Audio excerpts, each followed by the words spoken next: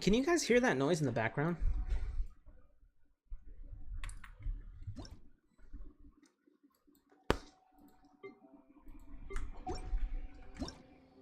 No, wait. Which button am I pressing? I'm not even sure which button I'm supposed to be pressing. Well, anyway, welcome back everybody. My name is MMXI Raven, and when I last left off, I had no idea what I was doing. I think I was supposed to wait 2 days for Dory or something like that, or I don't know. I was supposed to wait 2 days for something or someone. Dory. Here, over here! Welcome back, my loyal patrons. What can I do for you this time? Knowledge! You name it. Can knowledge, supplies, or anything else you need. I'll find a way to get it. Where there's a waterfall of Mora, there's a way. I wonder what... Oh! Can you really get us anything we want? Anything at all? Jacob! Aha! Jacob's So butt. it appears that canned knowledge alone is no longer sufficient for your opulent appetite. Then please oblige me. Tell me what you have in mind. I want to buy info on the whereabouts of the Divine Knowledge Capsule. I knew customers with pockets as deep as yours would undoubtedly crave something more profound than ordinary canned knowledge. But you know, that kind of information isn't going to be cheap. After all, I had to work really hard to weasel my way into the auction site. Not to mention that if anyone found out that I was the leaker, I would be in big, big trouble. But how can we be sure your information is accurate? Paimon's curious how you just happen to have this kind of info the moment we need it. Because to me, anything of value is what I consider to be my supply. Therefore, I must always be aware of what's hot on the market in order to secure more sales. As for the information's authenticity, well, you've no need to worry about that. I used a camera to take a picture of the transaction. That way, no one can dispute it. Bet. I'll buy your information. Name your price. It's always a pleasure doing business with such sterling patrons. Now that you've paid in full, here's the scoop. The Divine Knowledge Capsule was purchased yesterday by a certain Misery, the leader of Ain El Ahmar. Ain El Ahmar? You mean the Aramites who worship the Scarlet King? Ah, so you're already familiar with them. The group has done everything in their power to obtain the Divine Knowledge Capsule. After all, they believe it contains the power of the Scarlet King. That Divine Knowledge Capsule is unlike any other canned knowledge I've seen before. It was glowing bright red. Bright red, you say? The capsule is clearly visible in the picture I took. You can look for yourself. Thanks for the info, Dory. Please, it's my pleasure. It's all thanks to discerning customers such as yourselves that my efforts yesterday were not in vain. Please, don't hesitate to contact me if you ever need anything else in the future. Mora for Dory opens doors. Alright, bet. Let me text my friend. Perfect color.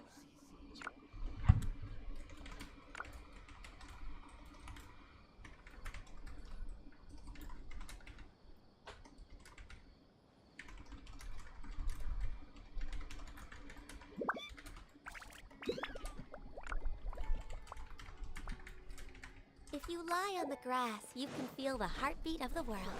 I'll find you. Oh no! I forgot that you have to do it a second time when someone joins and leaves the game.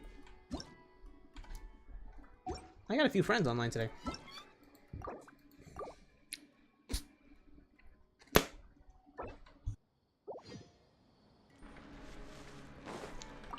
Alrighty. Here, over here! Welcome back, my loyal patron. You name it. Can knowledge, supplies, or any... I want that hat. So it appears that canned knowledge alone is no longer sufficient for your opulent appetite. Then please oblige me. Oh, but you know, after all, I had to work. But how can we... As for the information's authenticity, well, you've no need to worry about that. I used a camera to take a picture. It's always a pleasure doing business with such sterling patrons. Now that you've paid in full, The group has done everything in their that divine the capsule is. Thanks for the please. Perfect color. Well, we figured out where the divine knowledge capsule is. Turns out it ended up in the hands of Ain El Ahmar. Let's head back and talk to Al Haytham.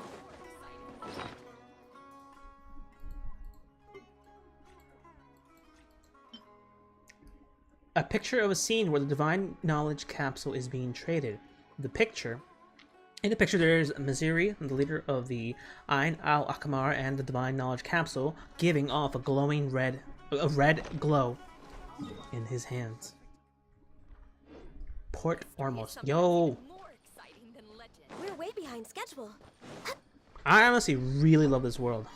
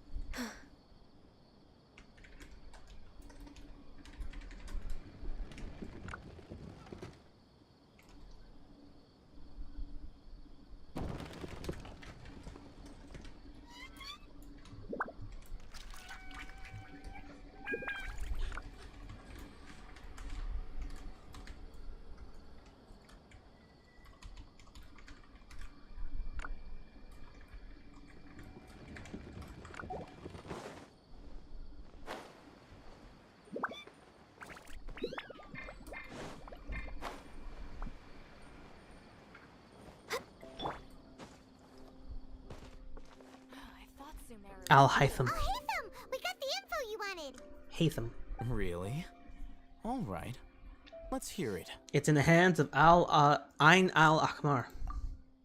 Dory even gave us evidence to verify the intel. Have a look. Huh, look at that. Clear as day. It must have taken some guts just to infiltrate the scene of the Eremites transaction. But then to get close enough to take a picture like this. Bold move, Dory. All right. The person in this picture is indeed Misery, the leader of Ain al-Ahmar. And the glowing red capsule he's holding appears to be the divine knowledge capsule.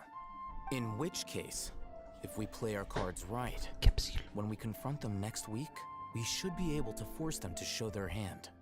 At first, Paimon didn't get why you were provoking these Ain El Ahmar guys. But now, it sort of makes sense. Everything's playing right into your hands. After we defeat them, we can finally have a serious talk with their boss and get them to lend us the divine knowledge capsule. Thank you for your time and efforts. Take a few days off while I make some preparations. Let's meet up again on the afternoon of the arranged date, 3 o'clock sharp. We'll be there. See you then.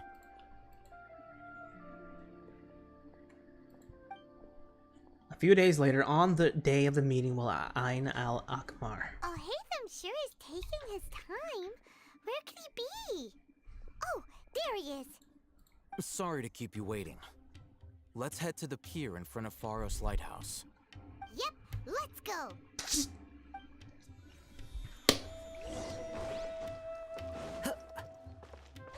They're still online, right? No, they went offline. If you want to eat like a king, you've got to work like a mule. I'm gonna text them. No, no, no, no, no. Oh no, I'm gonna drown. Oh no, Beto, help! What do I do? My burst. Oh no, I don't have a burst. Never mind. Oh no!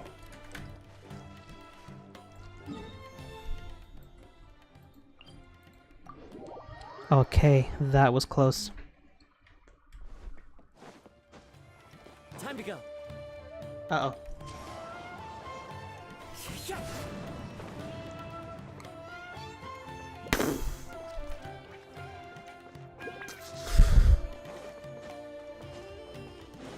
Sorry for anybody listening. It's a noise I'm making into the microphone. I am currently chewing on some gum.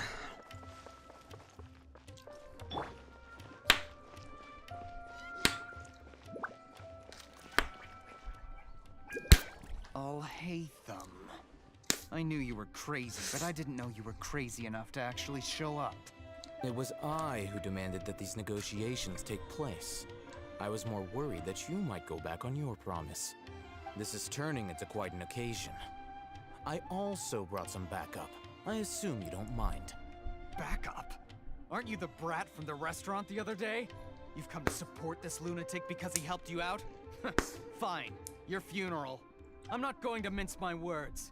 Once we're done with you, you'll be nothing more than fish food. Get 'em, Fish food. boys! The heck was that? Uh-oh, here they come. Good luck, you two. That's close enough. The wind knows me. Press this on the side. Hi.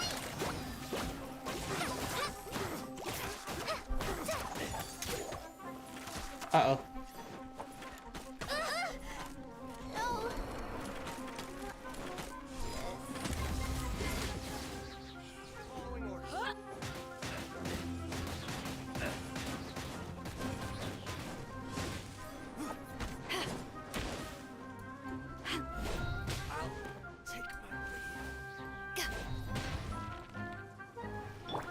Access denied.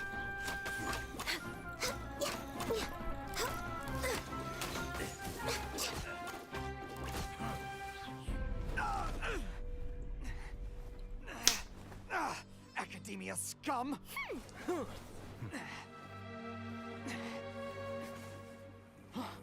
Boss! Finally! Did you use it? Great! Now we can...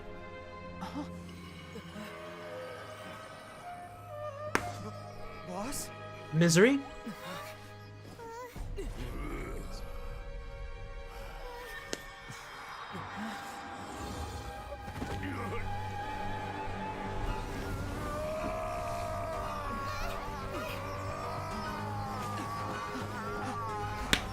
Boss!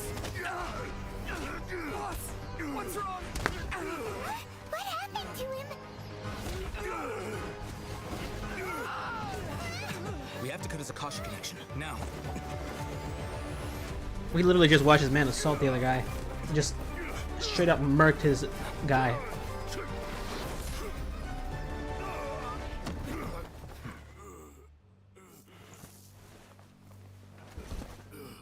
Target acquired. Arrest him.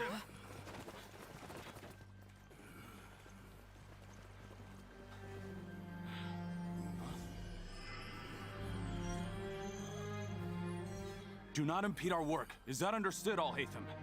Of course. I was only trying to help. Take him away. Look at the flick of his wrist. Holy crap.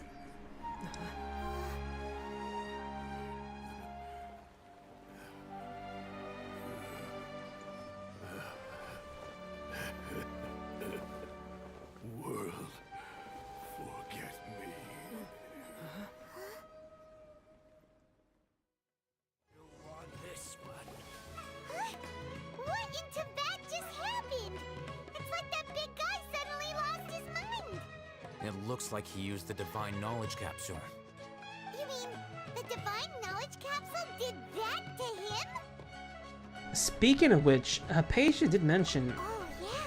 You mean how some researchers go insane after getting knowledge from Irminsul? Yeah. I've heard of numerous incidents of researchers in Satyavada life going insane.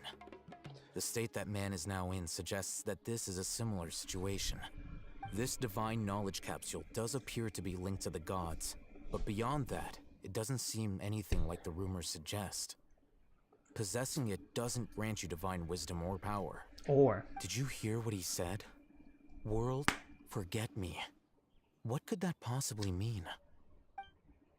That's exactly what I heard before at the Emerald. If the mantra took him away, then that means the Academia got the Divine Knowledge Capsule back too. What a shame. We were so close. Still, Paimon didn't expect the Divine Knowledge Capsule would be so dangerous. Imagine if we tried to open it.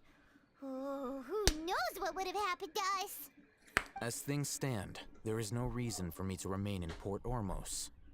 I believe our collaboration Hold on, I think has somebody's also knocking on my reached door. its end.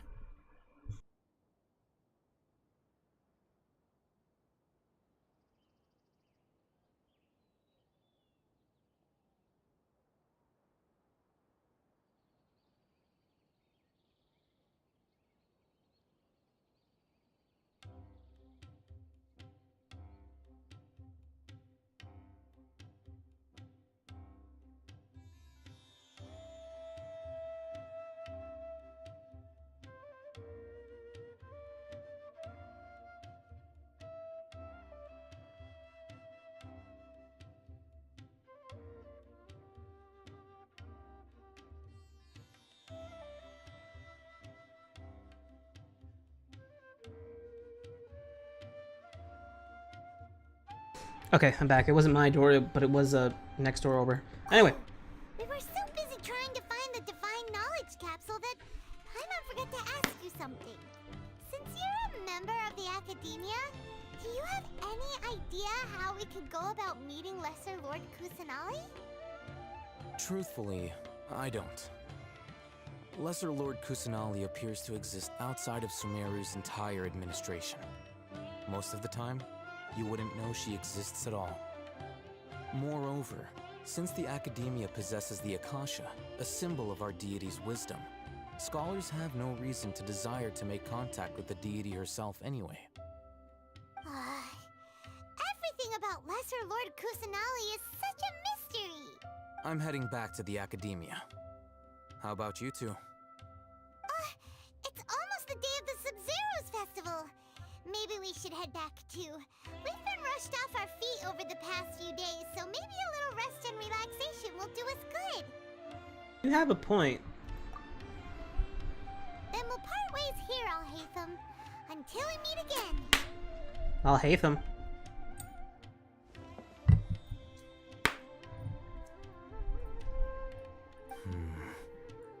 Now, do I deal with this thing first? Or should I produce the report that the higher-ups require?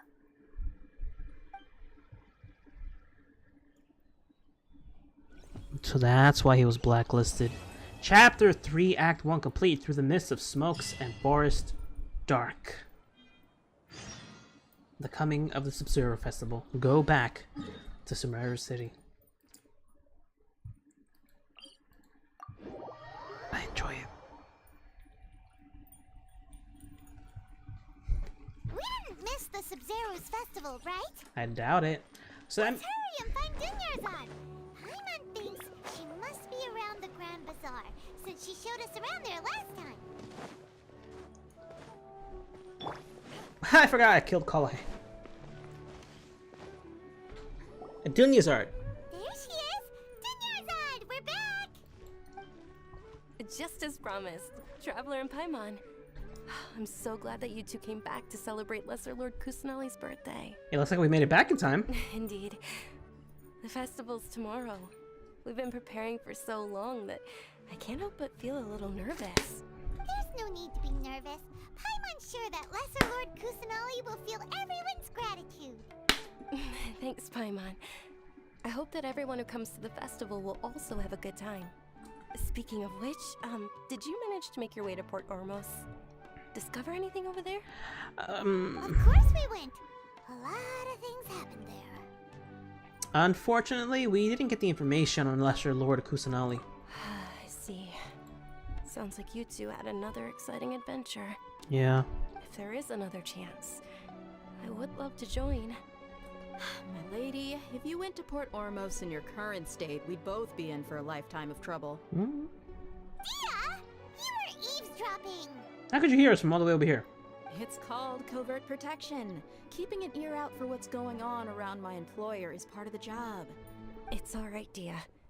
I merely said I would like to go. I know better than to think my body could handle it. The festival's tomorrow. I've been doing nothing but causing trouble for you. So Dia, please take some time to relax. Even when you put it that way, it still doesn't feel right. Don't worry, my guardian knight. Okay, fine, but only tonight. Tomorrow's a big day, and many no-good scumbags are gonna try to take advantage of that. Oh, you two must be exhausted from your long journey back to the city. My apologies for not realizing this sooner. I've already prepared a room for you to rest. Please follow me. Ooh. Whoa, you're so thoughtful. Paimon's so ready. Morn. The morn of 1,000 roses begin. Chapter 3. No, wait, yes.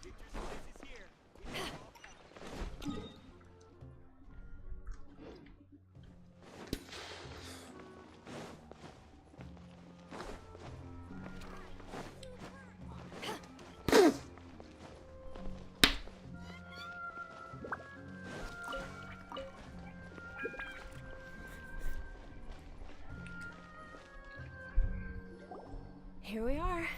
It's also fairly close to where I've been staying. It looks really nice. Thank you. Not at all. Just tell me more about your adventures when you next get the chance.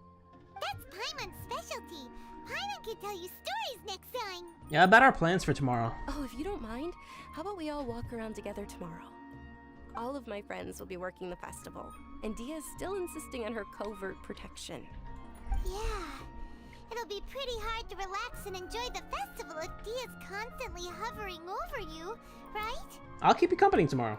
Then let's meet at the nearby bazaar first thing tomorrow morning. Have a great night.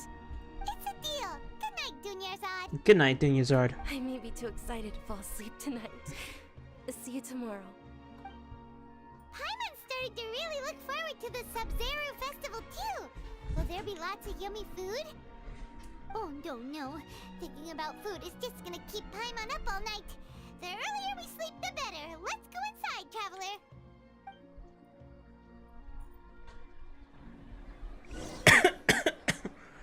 We didn't even go inside the house. Did we oversleep? We should go meet Dunyarzad right away.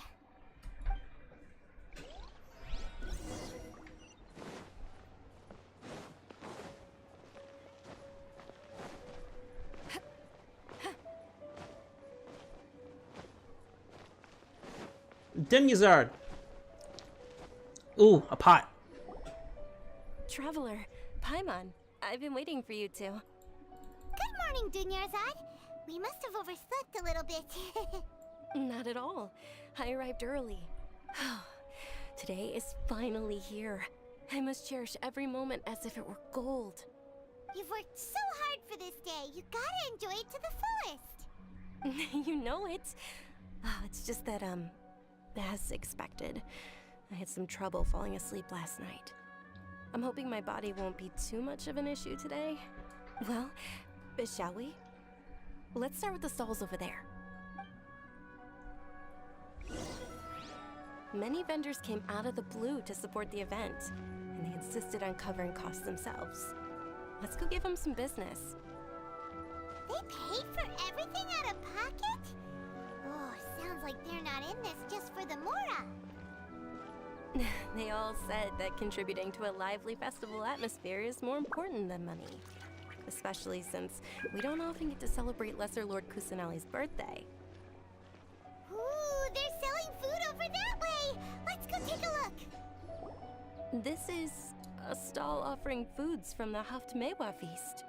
Oh, you could tell straight away. I thought most people nowadays wouldn't know.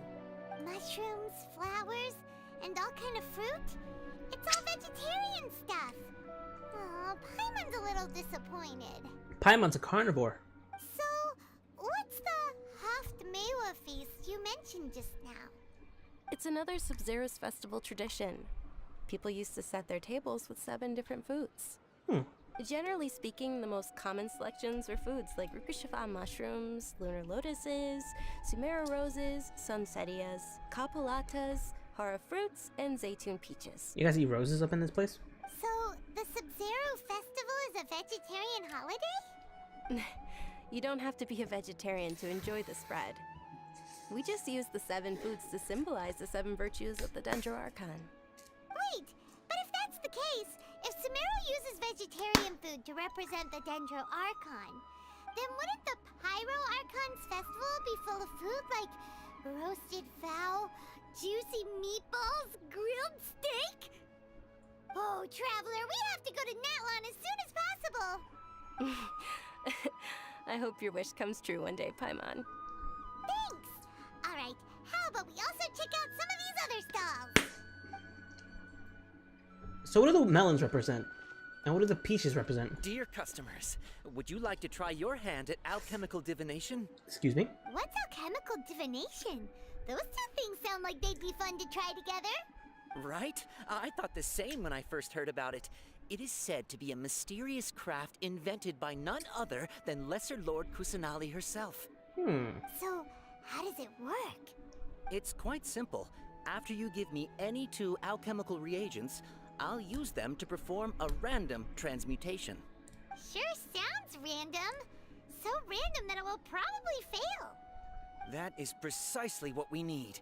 After the transmutation fails, your one and only diviner here will interpret the remnants. This entire thing sounds way too random.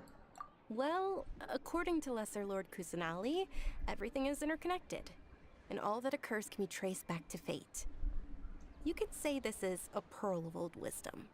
Why does everything sound so much more credible when Dunyarzad says it? So that's the true wisdom behind it. This young lady sure knows her stuff. So, how about it? Want to give it a try? Alright, I guess I can give it a go. Let me give you a... Actually, you know what? I'm going to keep that one because I only have one. I know I could probably get... Ooh! Here we go! A sea Garnodama. No, wait, that's not a sea Garnodama. Wait, here it is.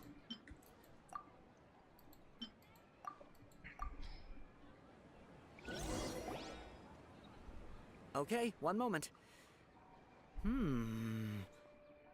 It's the moon. Paimon wants to take a look too! Is it? It looks more like a pie that Paimon bit into. Oh, I want pie now. Generally speaking, the moon signifies... It means... Wait a moment. Is he really looking it up in a book? Oh my god. Oh, I remember now. It means illusions and lies. Illusions and lies? That sounds rather ominous. Yes, but this book says that if you trust your intuition and overcome your fears, the sun will surely rise. He's not even trying to hide his book anymore. Naturally, fate will only ever show you the beginning of a journey. It is up to you to forge your own ending. Oh, thank you so much. I'll keep that in mind. Oh, it's nothing. I'm just learning as I go. He would be great friends with Timaeus. Guess that was still pretty interesting. Okay, on to the next stop.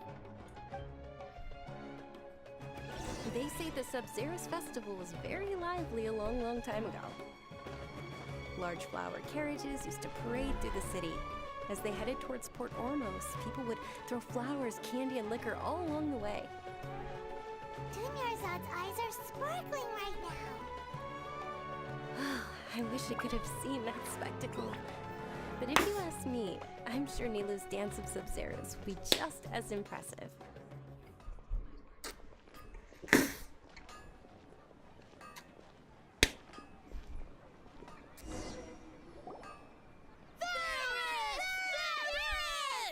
Attention! Soldiers, fall into formation if you want any Yalda candies.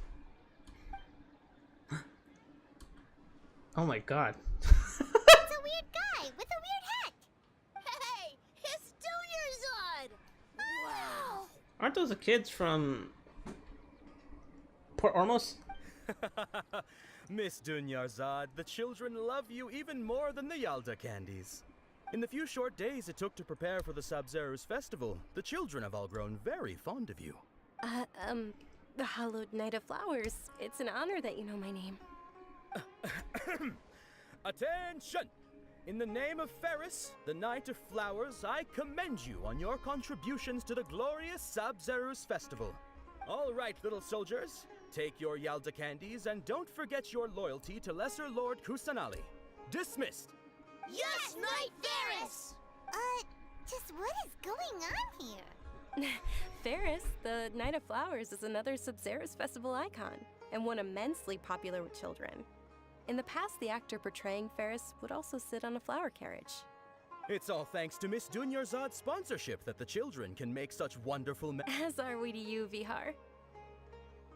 Oh, not at all.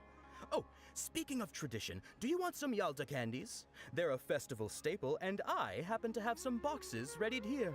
Take whichever one. I'm so sorry. I keep interrupting it. These boxes all look the same. I'm gonna put my keyboard away from my hand real quick.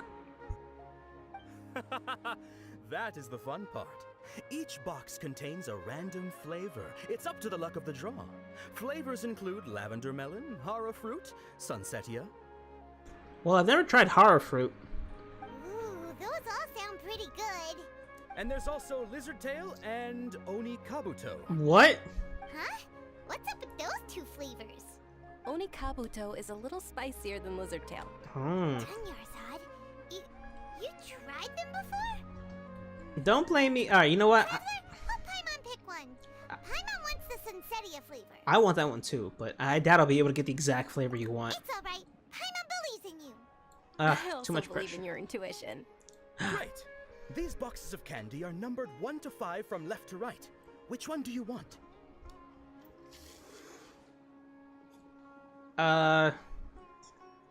I'll take number 2. Number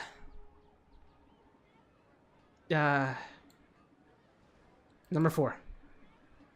What? Oh goodness. From left to right. 1, 2, 3, 4, 5? Or is it 1, 2, 3, 4, 5? What? Oh my goodness, why is it doing this to me? I want the blue one. From left to... Are you kidding me?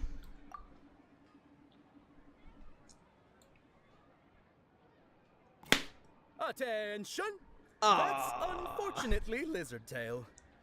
Oh, Paimon thought you survived so many epic battles because you had incredible luck.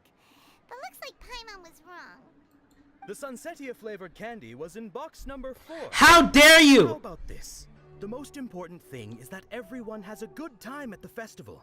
So please, take both boxes. I knew I should have gone with number 4. There was something in my mind telling me to just go with number 4. Really? Thanks a lot, Knight of Candy. I actually do have really good luck, but I tend to ignore my luck. It's Night of Flowers, not Night of Candies. Paimon really wilted the carriageless Night of Flowers. They all basically sound the same. We got our candy, so let's keep going. Oh, actually, I just remembered that I left something behind. Since you're here, can you come with me to get it? Sure. Dunyarzad, you probably forgot because you're so excited about the Sub-Zero's festival. How embarrassing.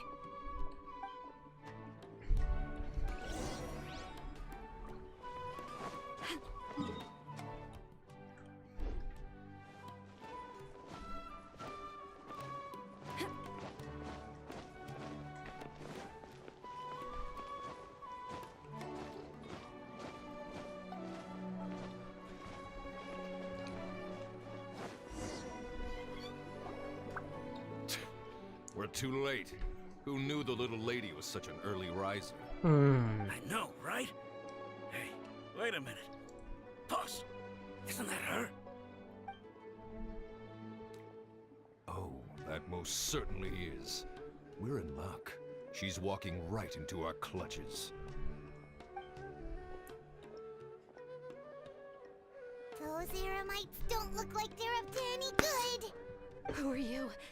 I don't believe the Homayanis hired you. That's right. We haven't received any of their mora, but I wonder how much the Homayanis would shell out to get you back. They're a gang of kidnappers! Traveler, hurry and protect Dunyarzad! We'll be fine. Hey, did you scumbags even consider that the Homayanis might have hired a merc that outclasses you? You're... Dia! Dia the Flame Mane! No wonder we mercs haven't heard anything about you for so long. You sold your unruly mane to the highest bidder. Don't speak so disrespectfully. My family started working with her as gratitude for her past kindness to us. Don't worry about it, my lady. Just some friendly banter between mercs. One punch and those rabid dogs will expose themselves for what they really are. Aren't your claws all dull by now? Don't get too cocky! Traveler, take Miss Dunyarzad to a safe location. No, we're gonna stay and help. There's too many of them. The highest top priorities are employers' safety. You're right. All right, fine. Please be careful, Dia. Don't waste your time worrying about me. This is my job. Look out for yourself. After I've wiped the floor with them, I'll go find you all. Are we gonna play as her?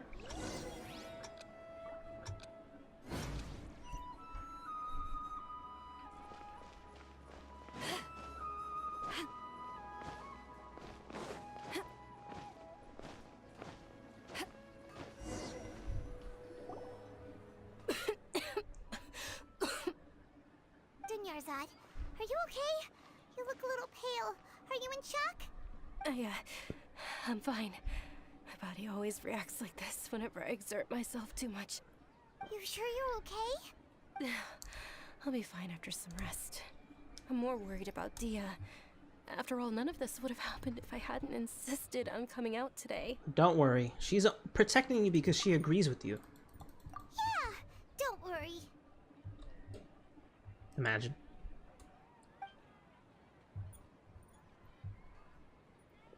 My lady, Traveler, found ya. Dia! You took care of them so fast! Any more of them? Or rather, did anyone follow you? No, I checked. Dia, your arm. Oh, this? I'm fine. It's just a scratch.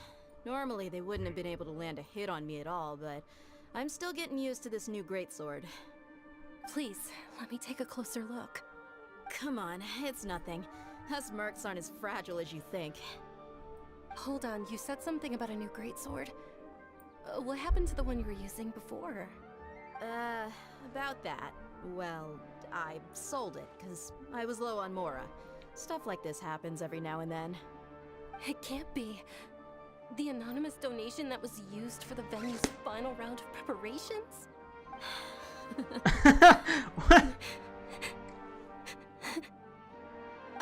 Hey, Miss Dunyarzad, I wasn't trying to make you cry, and I'm not gonna lose my commission because I made my employer cry, am I?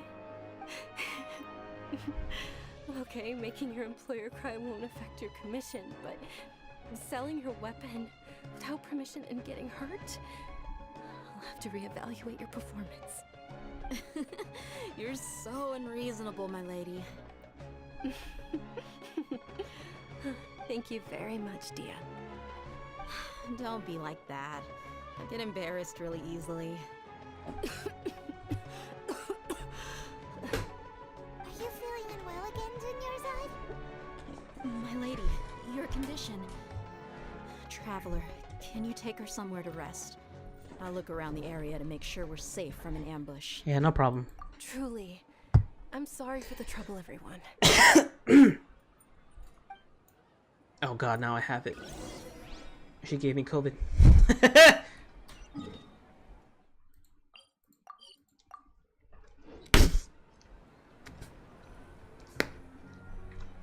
No! I want to sit down. Are you feeling better, Dunyarzad? Yes, much better. Just give me a few moments and I'll be good to go.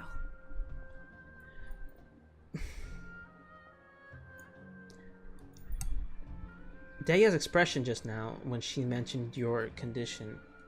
I didn't realize you were concerned about it. I guess I shouldn't continue to keep it a secret. I was actually born with Elazar. It's terminal now.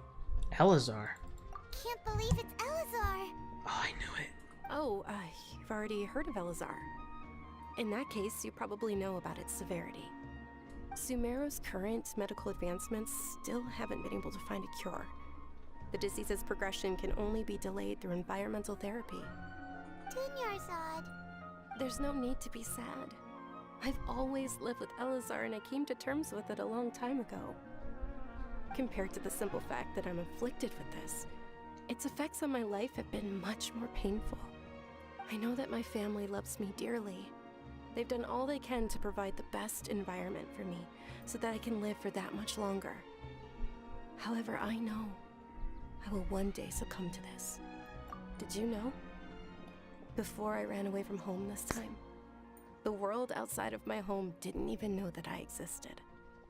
Since I was a child, all I could do was sit on my bed and stare at everything outside of my window. I'm sure my family's worried and disappointed in me for running away, but I just didn't want to have any regrets.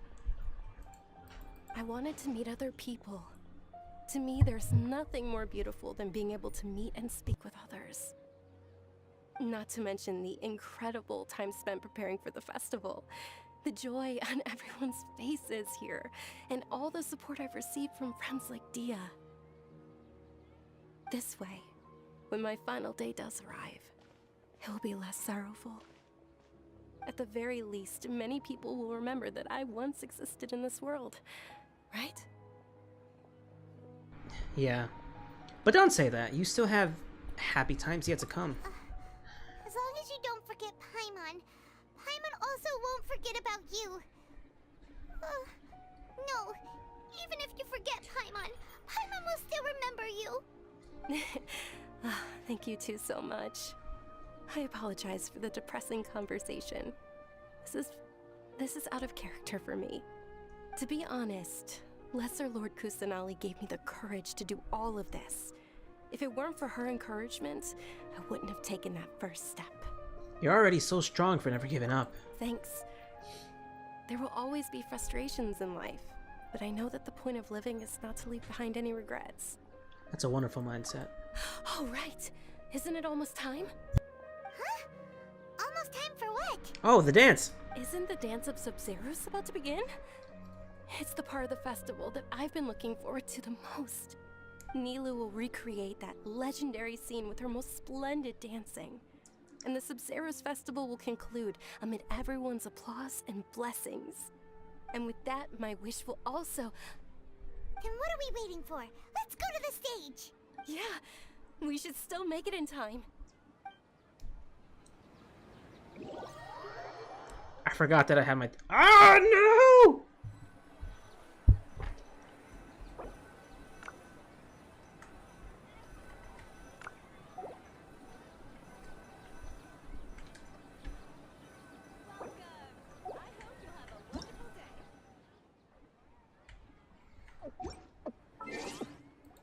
Yeah, I should probably, after.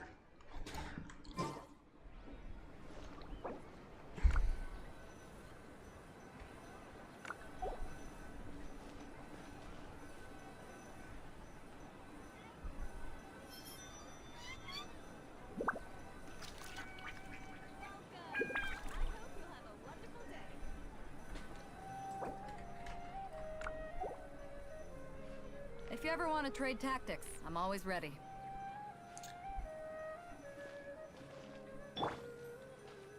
Grandfather.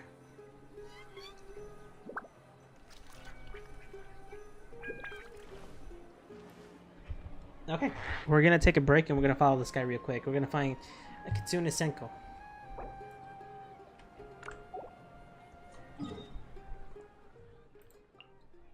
Oh, I know what he means.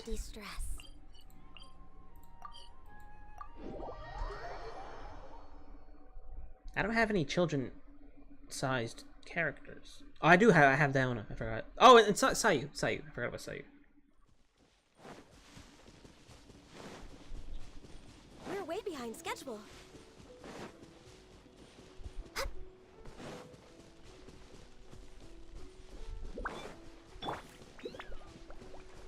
Next on the agenda. Huh? Oh. Okay, I get it now.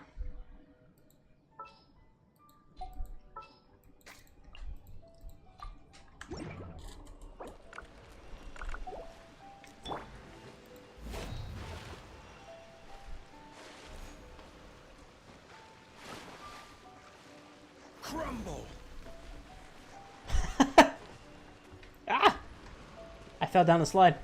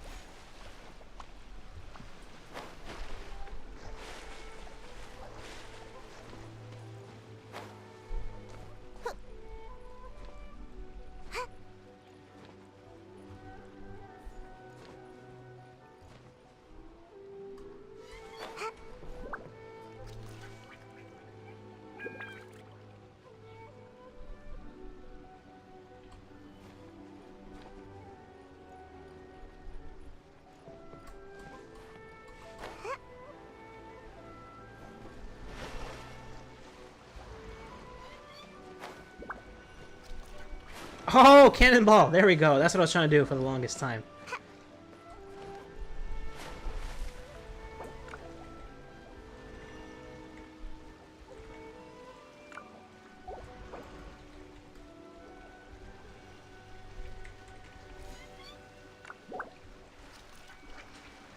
Dude, there's a slide right here.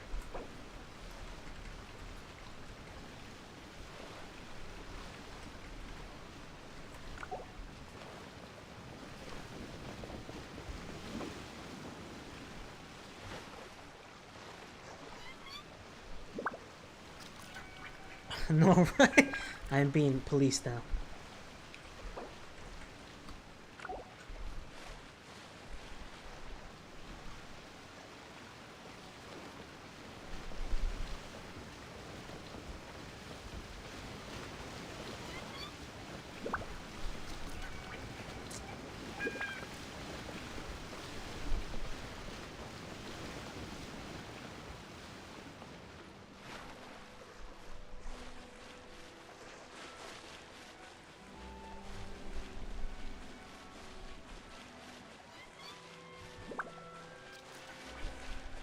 Osmanthus wine tastes. Quake! I died.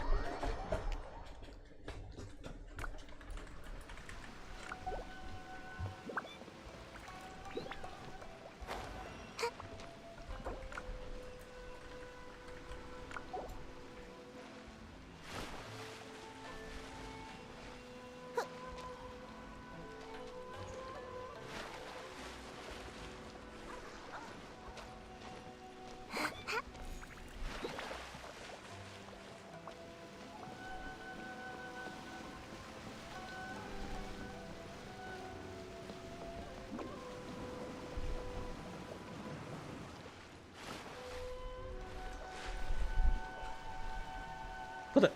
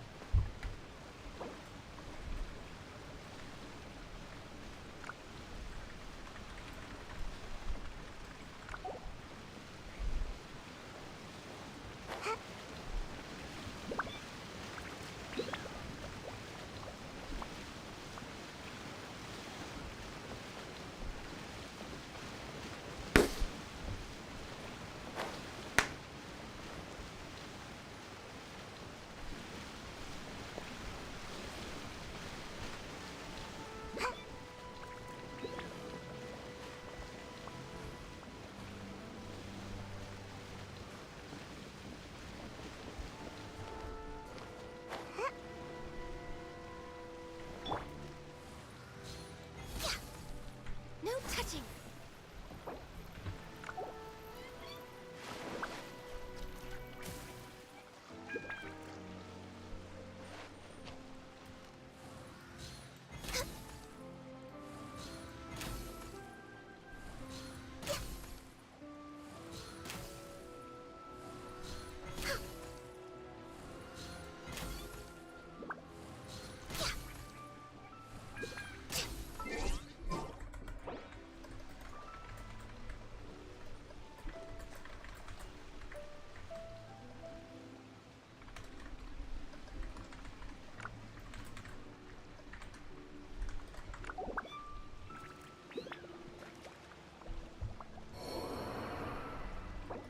lie on the grass, you can feel the heartbeat of the world. The answer is death. Ah.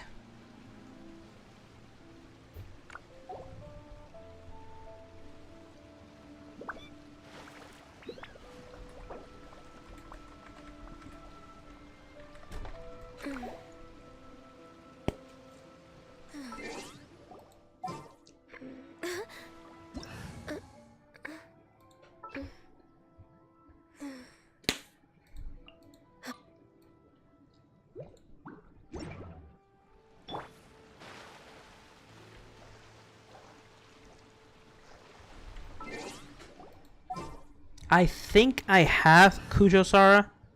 I might not have her. I do not have Kujo-Sara. If I'm not mistaken, Kujo-Sara is one of the only... I think she's like the only person who can actually stand in that water and not drown.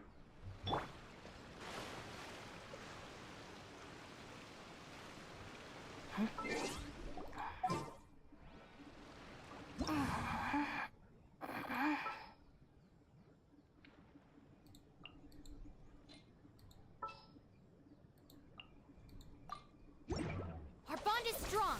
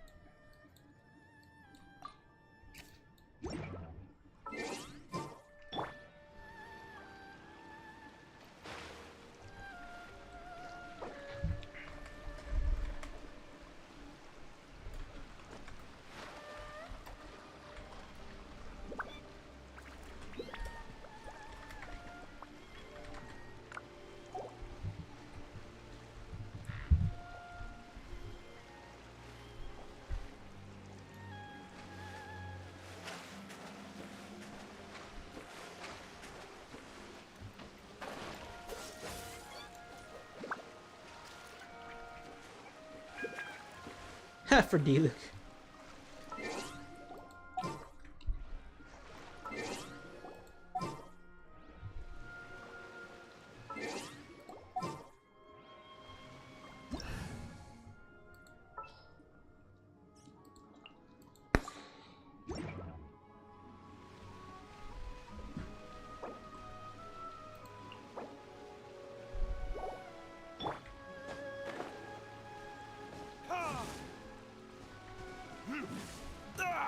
That was unexpected.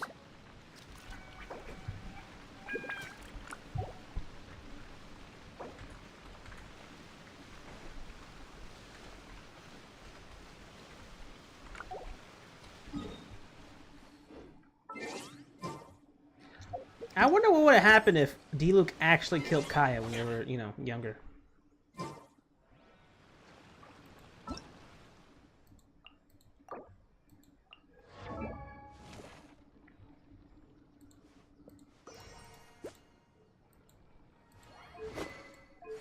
Oh my god, I do the same thing. What the hell?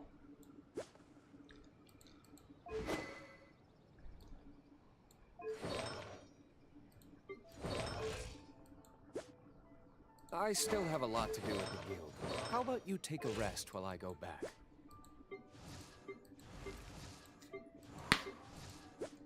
And Shinobu looks pretty okay.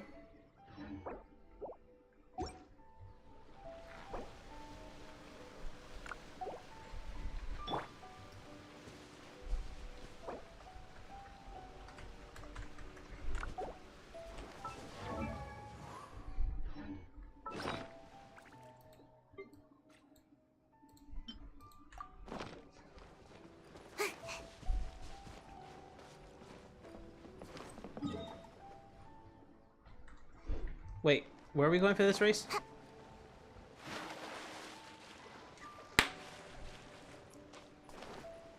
Make my escape.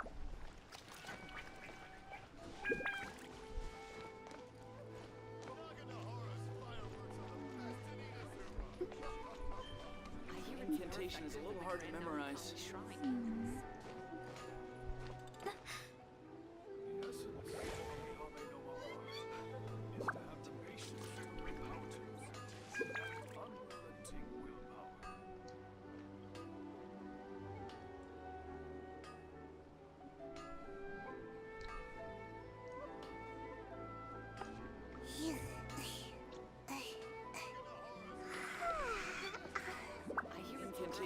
Divination is about precisely foretelling one's written destiny. Over-embellishing that fate only leads to misconception.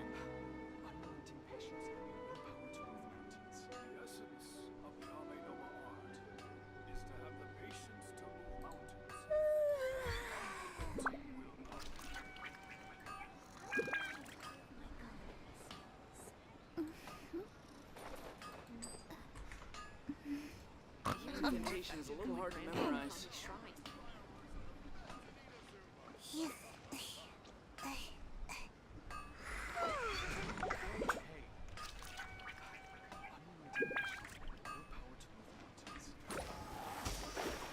Whoops.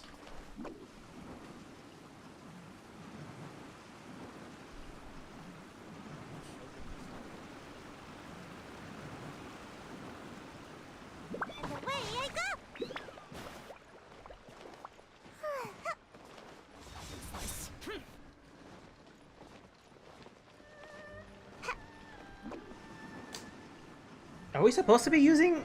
Because, I mean, I am, you know?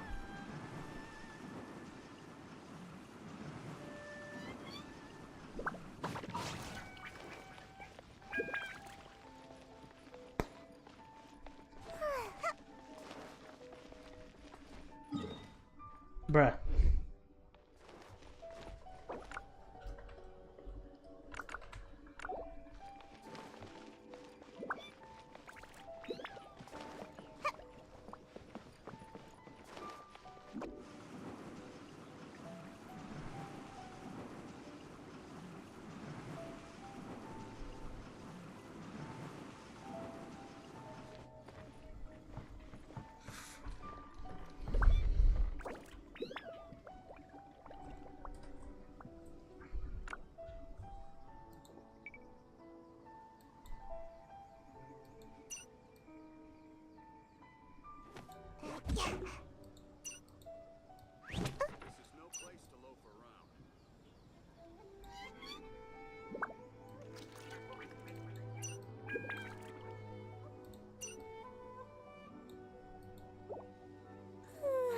Surely I should be due a growth spurt by now.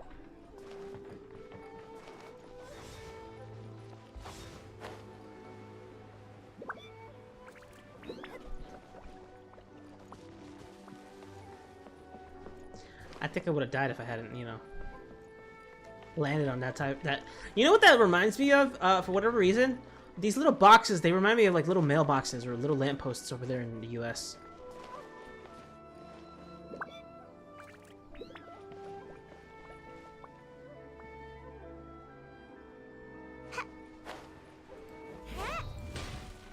This is the headquarters of the Temple Commission. Commoners are forbidden from entry.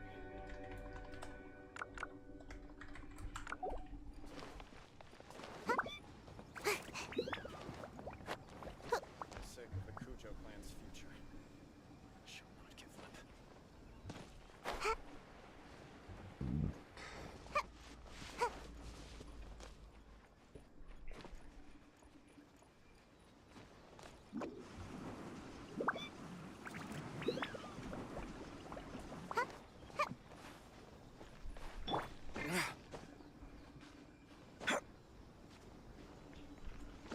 You know, these sockets make visions look huge.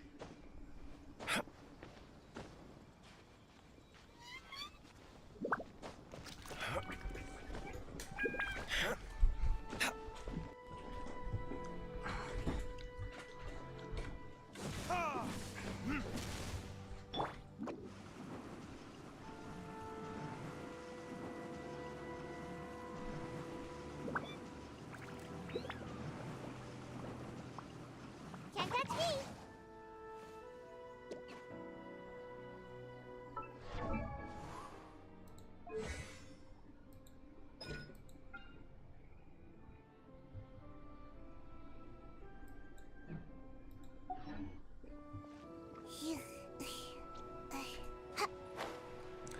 Oh, look at that. It was really nice to hang out with this person. I just found one of these little, what are these called again? Viewpoints. Wow, look at that.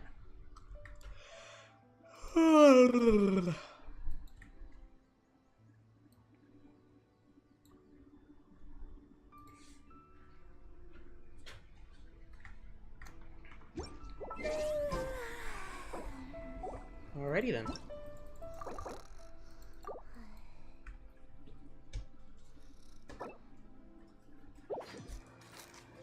Well, that was a fun 10-15 minutes of just messing around. Look at that! Oh my god, it's so weird. Sumeru. That actually makes me wonder what it would have looked like if I hadn't unlocked Sumeru City yet. And where exactly would it have teleported me? Would have it teleported me to that part of the city, or, you know? The Patui are a Snezhnayan organization. Oops. I'm just gonna skip through all this real quick. Are you feeling better, Dunyarzad? Actually. Yes, much better. Just give me a few moments and I'll be good to go. I didn't realize you were concerned about it. I guess I shouldn't continue to keep it a secret. I was actually born with Elazar. It's terminal now. Can't believe it's Elazar. Oh, you've already heard of Elazar. Sumeru's current medical advancements still haven't been able to find a cure. Dunyarzad. There's no need to be compared to the simple. I know that my family loves me dearly. Did you know? Since I was I'm sure my family's worried and disappointed in me for running away, but I just didn't want to have any regrets. I wanted to meet other people. To me, there's not to mention this way. When my final day does arrive, at the very least, many people will remember that I won. As long as you don't forget Paimon. Paimon also... To be honest, Lesser Lord Kusanov, thanks. There will always... Oh, right! Isn't it almost... Huh? Isn't the dance of Nilu will re... And with that, my... Then what are we waiting for? Yeah!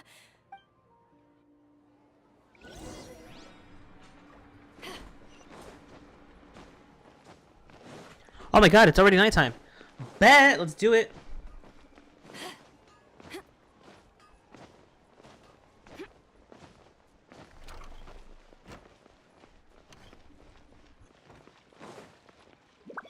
Oop.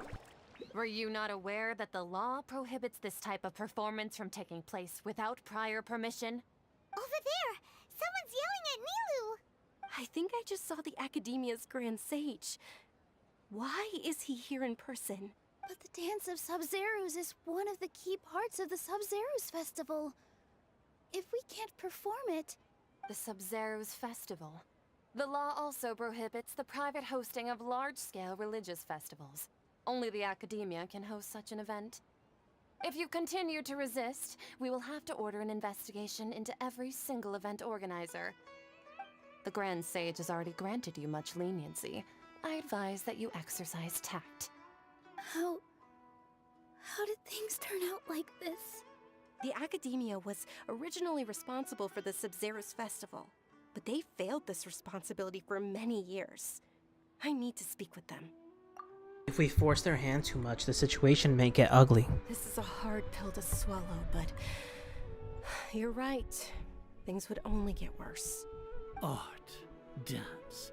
Aren't you ashamed of pursuing such frivolous and meaningless activities in this land of knowledge and reason? Our Archon created the utopia that is Sumeru City for all scholars who sought validity, verity, and truth, while people like you wish to defile it. No. I believe that our Archon never rejected the arts. Even the Goddess of Flowers dedicated a dance to her. With your lack of intellectual credentials, I do not believe you are qualified to debate with me. What you should be doing is finding workers to tear down this ridiculous eyesore. When we return, have the scribe draft an ordinance before the next Nyagarbha Day that prohibits public art performances. We will announce it to the public later via the Akasha. Understood. I will inform him when I return. The Sub-Zerus Festival. Go celebrate the birth of that god to your heart's content. Nilu, are you okay? Oh, Dunyarzad. You all saw that just now? The Grand Sage ordered us to stop the performance. Yeah. Let's go somewhere the Academia can't find us and perform there. But how do we let everyone know? And what about the atmosphere and the stage? Or we could get people to block them off so they can't interrupt the performance. No. They just threatened to investigate the organizers. If we were caught... Nilou, it's alright. But you've been looking forward to the Dance of Sub-Zero so much. And I know how important this festival is to you. I don't want you to have any regrets. It's okay. Seeing you care this much about my feelings is more than enough. It would be too risky to continue the Sub-Zero's festival at this point. I don't want to get everyone in trouble. If you say so. But you can sneak out for the next Sub-Zero's festival, right? We'll make sure the next one is a smashing success. The next one. Yes. Okay, it's a promise. It will be a smashing success. I can't believe this is how things turned out. Those heartless geezers. Is there anything else we can do? It really is okay. There's nothing we can do about it. Still, I'd be lying if I said I had no regrets. I would have loved to see Nilou's dance.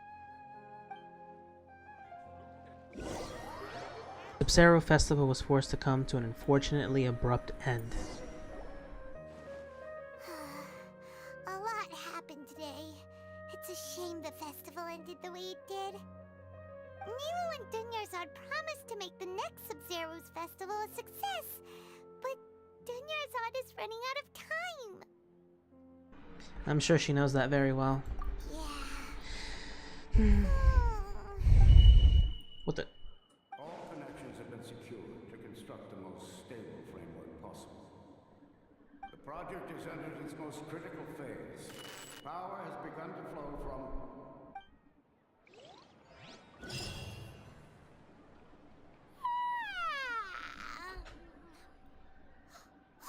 We're gonna be late! It's all because you wouldn't get out of bed! We should go meet Dunyarzad right away!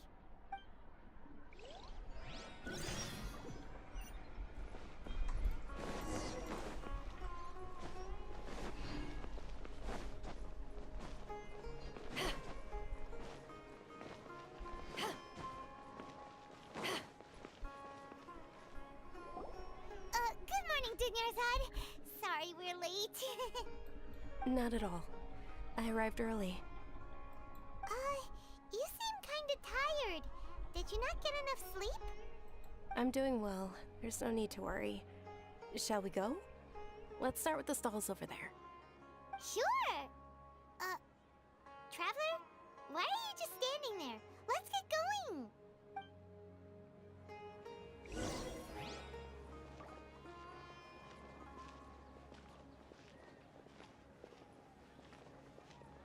Ooh, they're selling food over that way! Let's go take a look!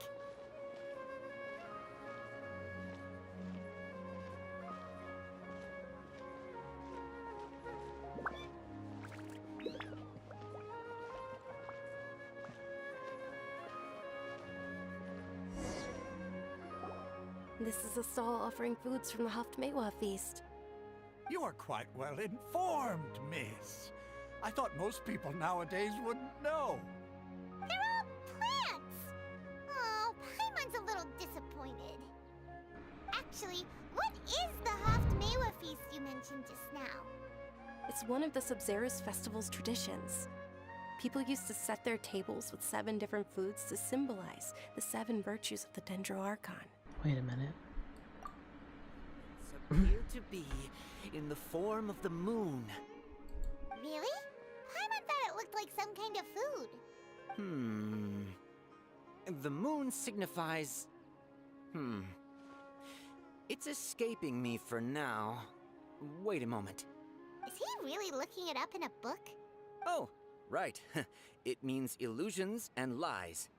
But if you trust your intuition and overcome your fears, the sun will surely rise. I feel like I've heard this before. Understood. I'll keep that in mind. What? Oh, it's nothing. I'm just learning as I go. Guess that was still pretty interesting. Okay, on to the next stall. So, where to next?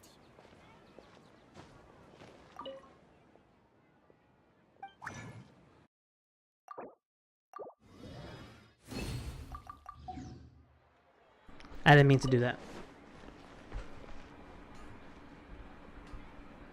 Shiny.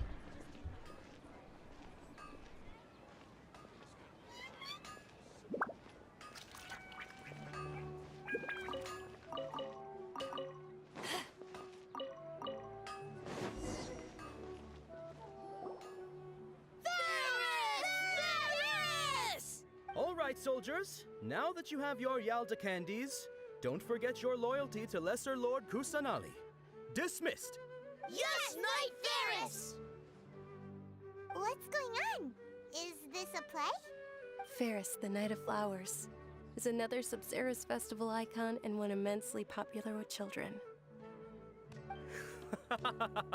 It's all thanks to Miss Dunyarzad's sponsorship that the children can meet the Knight of Flowers. Oh, do you want some Yalda candies? I happen to have some boxes ready here. Take a look and pick whichever one you want. What's to pick? Don't these boxes all look the same? It's not that simple. Each box contains a random flavor. It's up to the luck of the draw. Flavors include lavender melon, hara fruit, sunsetia. Ooh, how interesting! And there's also lizard tail and oni kabuto. Ugh, why do those flavors even exist? Traveler, help Paimon pick one. Paimon wants to eat the sunsetia flavor. Great! These boxes of candy are numbered 1 to 5 from left to right. Which one do you want?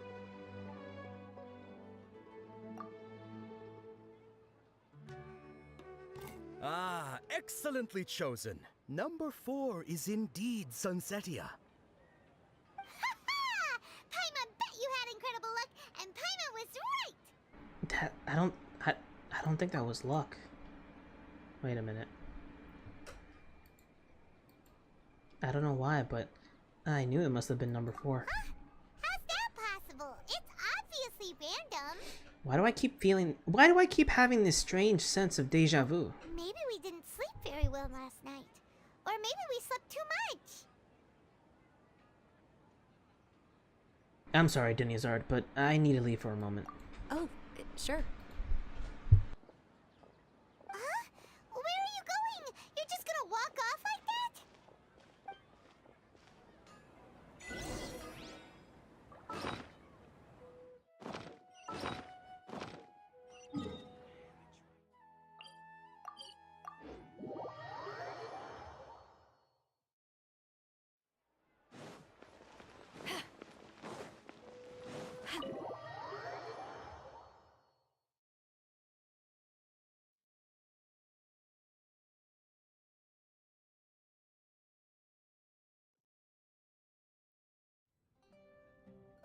A feeling of deja vu? Oh, Paimon knows what that is. It's when you feel like you've already experienced whatever is going on. In that case, Paimon also felt something like that today. But that's just our brains playing tricks on us, isn't it? So why'd you run here in such a hurry? I want to see if I can get rid of this deja vu. So that's it. You're intentionally doing things you usually wouldn't and seeing if you still get that same feeling of deja vu. Welcome, you two. Are you here for lunch? What would you like to eat? 1 coconut charcoal cake, please. Got it. You don't look like you're from these parts, but I gotta say, you got good taste. I'll give this order to the kitchen. Coconut charcoal cake? Isn't it that burned thing that didn't look tasty at all? Oh, Paimon understands what you're trying to do now. You'd never normally order something like this.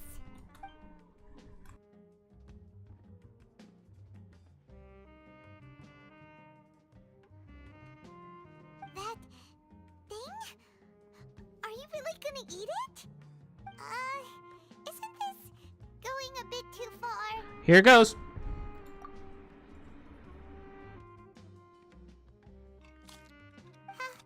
How was it?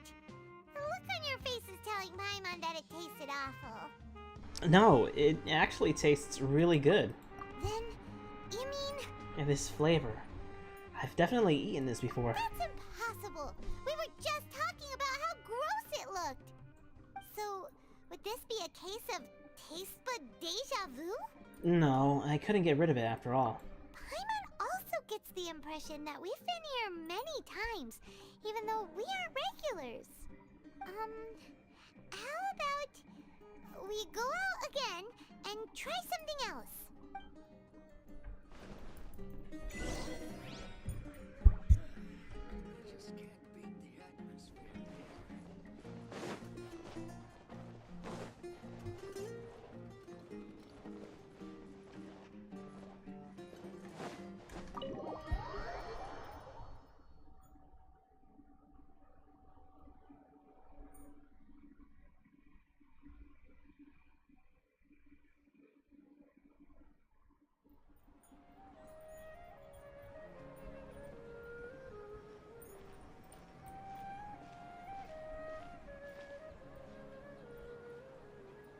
Hey, Dinyarzad is sitting by herself on that bench over there.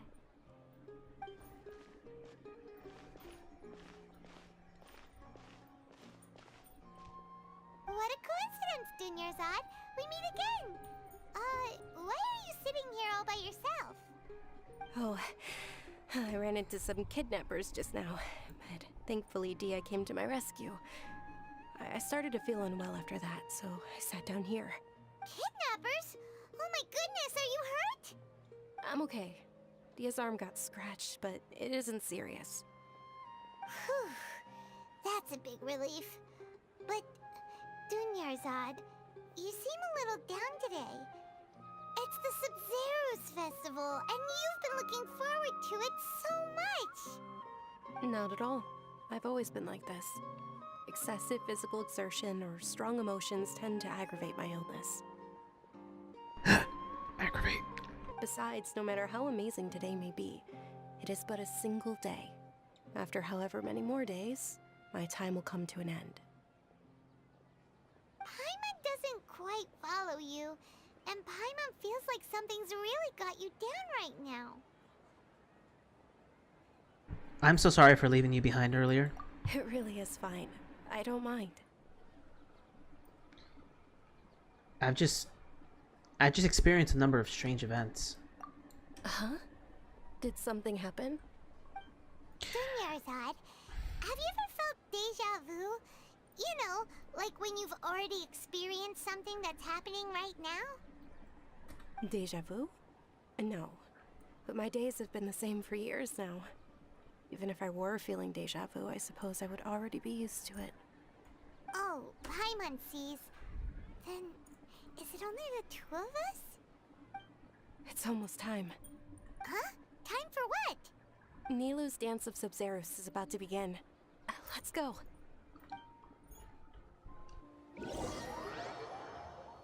Oh my goodness. What's gonna happen?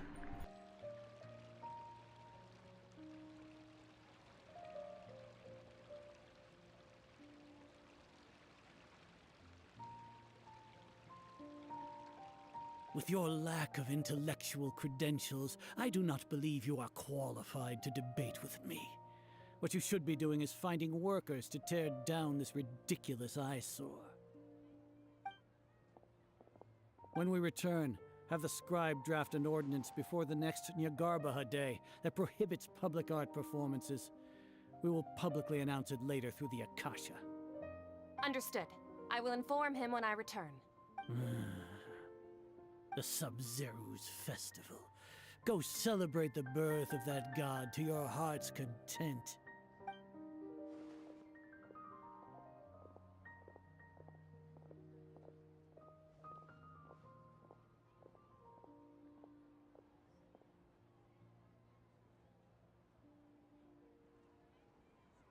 Nilou, are you okay?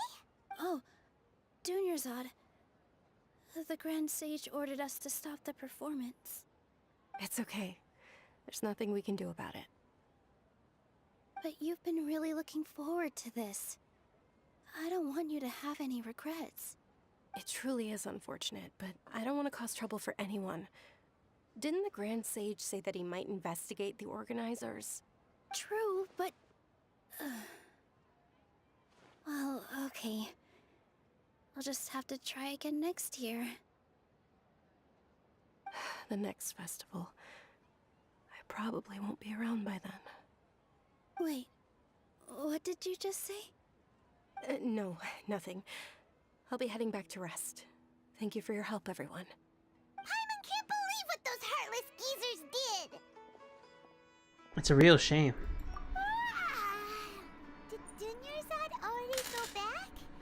We should also return and get some sleep.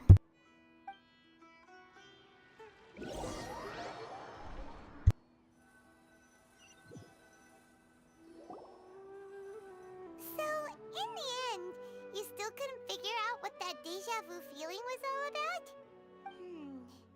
Maybe it really was because of exhaustion. I hadn't thought about it, but my head does feel heavy. Same here. That's why Paimon stopped thinking about it halfway through the day. Then, how about we settle in and get a good night's sleep? For now, we can chalk things up to exhaustion. We can do more thinking tomorrow. Observing a modest drop in the output of Jnana energy, but values still remain within normal parameters. Continue to monitor the variances in the data and find the cause as soon as possible. Yo, was that Scaramouche? Why does Paimon feel so tired after so much sleep? Anyway, we should go meet Dunyarzad right away.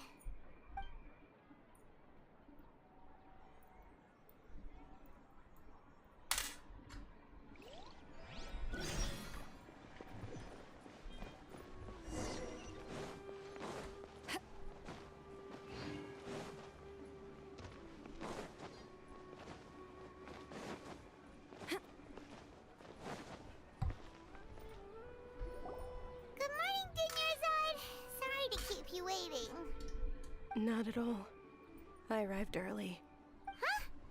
Paimon thinks you sound kinda tired. Did you not get enough sleep? I'm doing well. There's no need to worry. Shall we go? Let's start with the stalls over there. Great idea! Let's get going! Traveler?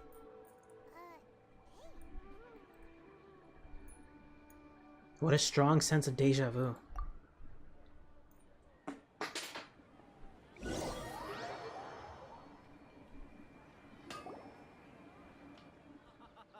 It's all thanks to Miss Dunyarzad's sponsorship that the children can enjoy the Sub-Zero's festival. Oh, are you interested in Yalda candies? I have some boxes of candy here. Pick whichever one you want. Not much of a choice. All these boxes look the same. It's not that simple. Each box contains a random flavor. It's up to the luck of the draw. Flavors include lavender melon, hara fruit, sunsetia. They all sound pretty tasty. And there's also lizard tail and oni kabuto. Huh?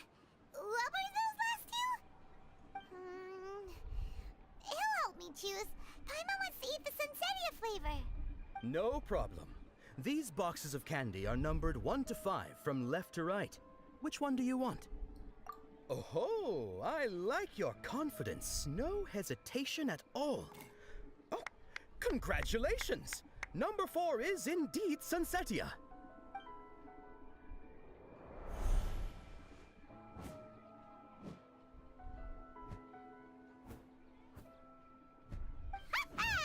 Paimon knew he always had incredible luck. Number 1 is lizard's tail. Number 2 is hara fruit. Number 3 is lavender melon, and number 5 is oni kabuto. Paimon's not really interested in the other flavors. Ah, wait. How did you know? don't tell me that you already knew which flavor was in each box. What? He was right about all of them? That couldn't have been luck. How is this possible? I packed all those boxes this morning, and they've been sealed ever since. You couldn't have known beforehand. Mind reading? X-ray vision? Or some kind of magic trick? This is way too freaky. Tell us what's going on! Since when did you get superpowers? Traveler?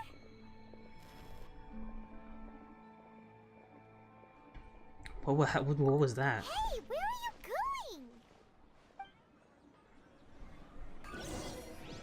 What's going on? Did you see something? Us leaving Dunya's side without letting her know is kinda rude, you know.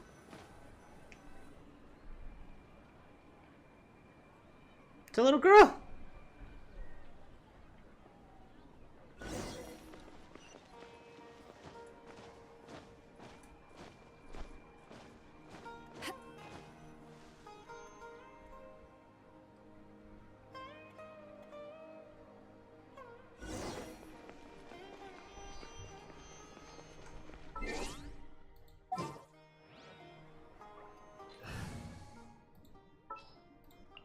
My experiment.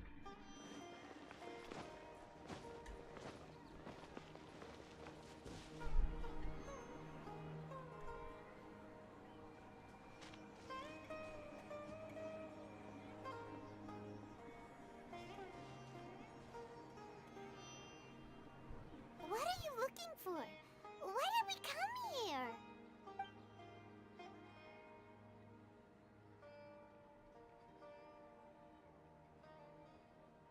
A familiar figure, an overwhelming sense of deja vu. Oh my goodness. Over there! That's...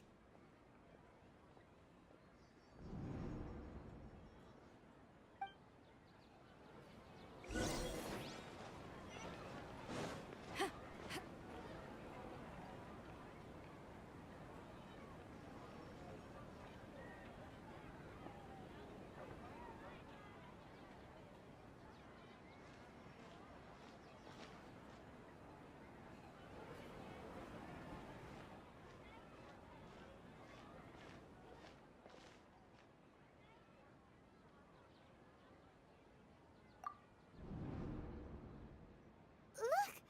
That's... Isn't that Dunya's? What? What's happening here? Why are there two Dunya's? You already know that this isn't your first Sub-Zero's festival, don't you? Hmm? I'm sure you already know how to use this. A knowledge? A canned knowledge? A knowledge capsule? Where did you get it? What's inside? You should use it too, Paimon. You know Paimon? Let's use it together, Paimon. Well, this seems kinda sketchy, but Paimon feels like this is what we should do.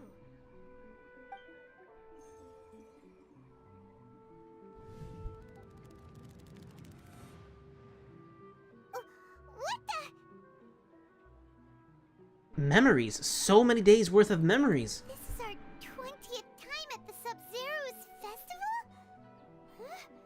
No. The 30th? 40th? Just how many times have we been to the Sub-Zero's festival? I knew we should have never used those stupid Akasha things. Have we been trapped in a single day? If it weren't for you, we wouldn't have even realized. What the heck was inside that knowledge capsule? Your memories are still scrambled? Try your best to remember. This isn't the first time we've met, and I answered that question a long time ago. Let Paimon think. Oh, it's coming back. Meeting you was the real catalyst for restoring our memories, and the knowledge capsule was just your means of showing our minds the way. What about everyone else? Why are you only helping the two of us? Your sense of deja vu is stronger than everyone else's, yes? As for an explanation, you two received the blessing of Dendro. And you also have special, sensitive constitutions. Paimon can use Dendro. You better help me out in my next fight, man. It was as if a single sheet of paper was separating those memories from your consciousness. So what's wrong with Dunyazard over there? A familiar question. I think this is the 7th time you asked that. As you can see, she isn't doing well. You probably sensed it too. The Dunyarzad you were just with is different from the first Dunyarzad you met. That first Dunyarzad is in front of you right now, and she doesn't have a lot of time left. How do I break out of this cycle? Looks like you're almost done sorting out your brain. Oh yeah, I'm Nahida. Nahida? I know you. You've introduced yourself before. Good. You passed the test. What's happening? You can awaken our memories, and you seem like you know what's going on. Oh, wait. Please don't tell Paimon even you don't know. Everything in this world runs in a loop. This cycle is called a samsara. You, me, and everyone else are all stuck inside a one-day samsara. As for the truth, that's on you to find out. If you were told the truth instead of discovering it yourselves, it would literally blow your minds. I don't know how you'd be after that. I can only give you surface-level help, like bits of information and subtle hints. For the rest of the time, I'll be doing all I can to slow down Dunyarzad's illness. She looks like she isn't doing well at all. Her illness gets worse after each Sub-Zero's festival. If we can break out of this samsara, I might be able to save her. But as things are right now, she's just a small bird in the sky that's about to lose its last feathers. All I can do is raise a gale to...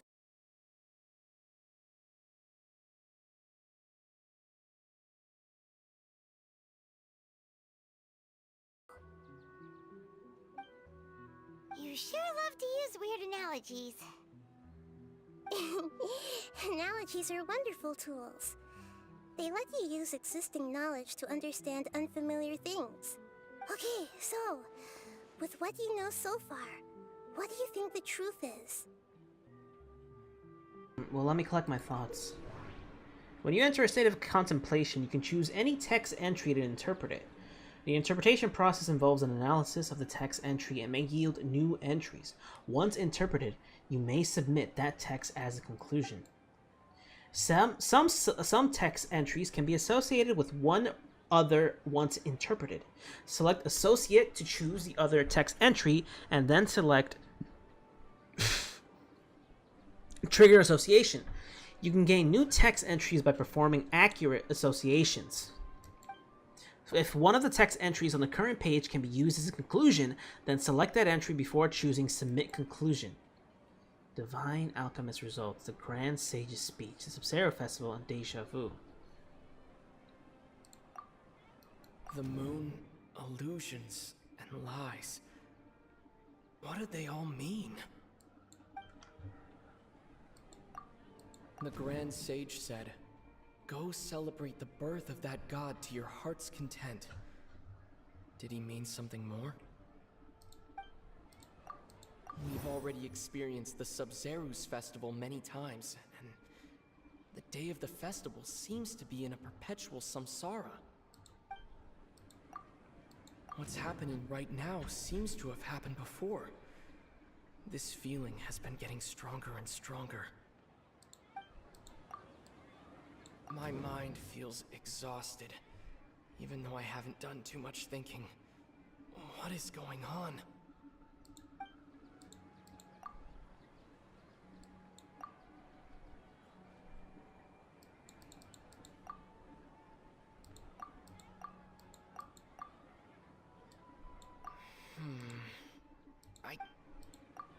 I mean, I can tell what it is already, but, like... That should be it. The flow of time is endlessly cycling within one single day. Really? Okay, whatever. The Grand Sage... The moon... We've already... That should be it. A time loop. You've given similarly wrong answers in the past. A pity. I'm just messing. Like, wait. So, I understand what it is, but am I supposed to just keep? You know what? Never mind. Because I read the stupid thing and I already forgot what it was. Anyway. Still the wrong answer? Paimon thought that made a lot of sense. It feels like time's just repeating itself. A simple time loop can't explain some of the phenomena. You two are still missing a lot of information. Unfortunately, I can't give you any more hints. Because my interpretation was, well, at least one of them was, oh shoot. Dunyarzad. Are you supposed to be able to pass that? The Sabzeruz festival is happening every day, but that doesn't mean we can waste an infinite amount of them. Hurry and find the truth before today's festival ends.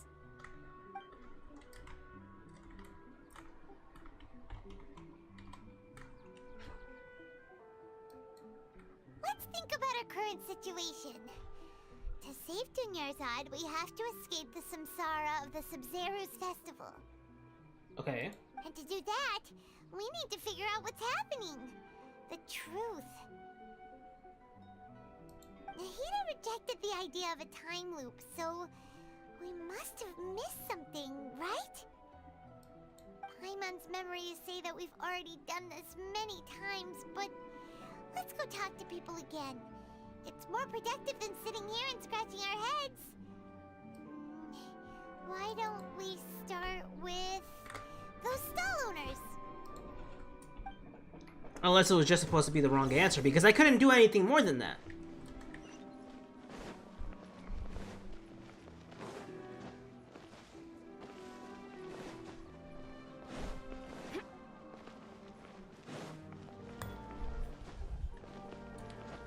Uh-oh. So it's been a month. Hey, it's you guys again. Where's your cultured friend? She's feeling a little unwell. I see. Did you come back to buy something? I guarantee the freshness of my products. I harvested them from the forest just yesterday. Just yesterday. Do you ever feel like you're living and reliving the same day? Huh? What brought this about? I hurried back from the forest yesterday, and I'm selling produce here today. I haven't felt anything strange. To put it another way, if you really think about it, was yesterday truly yesterday? Did you actually come back from the forest yesterday? What kind of philosophical nonsense is this? Are you two daydreaming? Didn't you know that no one dreams in Sumeru? Go somewhere else if you want to find someone to daydream with. He actually has a point. Is this a dream? Is everyone dreaming? Remember what he just said? True. It's so weird that people here don't dream. Why is that? Anyway, if this all really were just a dream, we would have woken up a long time ago. Let's keep asking around.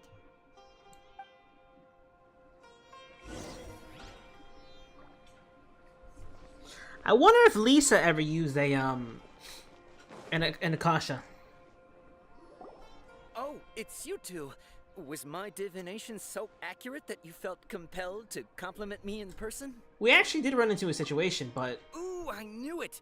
I told you, the god's divination is highly accurate. You just hadn't fully understood its significance yet. You're really excited about this, huh? That's exactly why we came back. Help us better understand it. Help you better understand it? Well, that isn't exactly what I excel at. So, you're admitting that you don't have a clue? Anyway, what kind of situation did you get into? We're all trapped in the day of the Sumeru festival. You've actually divined our fortune many, many times. Huh? Hold on a second. I thought you guys just lost your wallet or fell for a scam. What you just said, are you serious? Does that kind of thing actually happen in real life? Paimon knew you weren't going to believe it. Marvelous. Truly marvelous. I believe you. Recall the interpretation of your divination. The moon, illusions, and lies. It really felt like an omen. When you say it like that, the divination does sound like it's related to what's going on. Can you read any more into it? I believe that the Archon's revelations are never more than vague hints. Anything more specific is beyond the reach of mere mortals. The book only says, if you trust your instincts and overcome your fears, the sun will surely rise. So that's how it is. Looks like fortune-telling is just fortune-telling. It's no good for practical problems. We haven't made any progress. Who else can we talk to? Yeah, Deha. Or Daya, Paimon whatever. remembers that we tried talking to her a couple of times, but she always thinks we're playing pranks on her. You think she'll brush us off again? Let's try taking her to see the real Dunyazard. Yeah. If we tap into Dia's strong sense of responsibility as a mercenary, then she'll definitely take us seriously. At this time of day, Dia's probably just finished beating up those kidnappers. Let's go find her.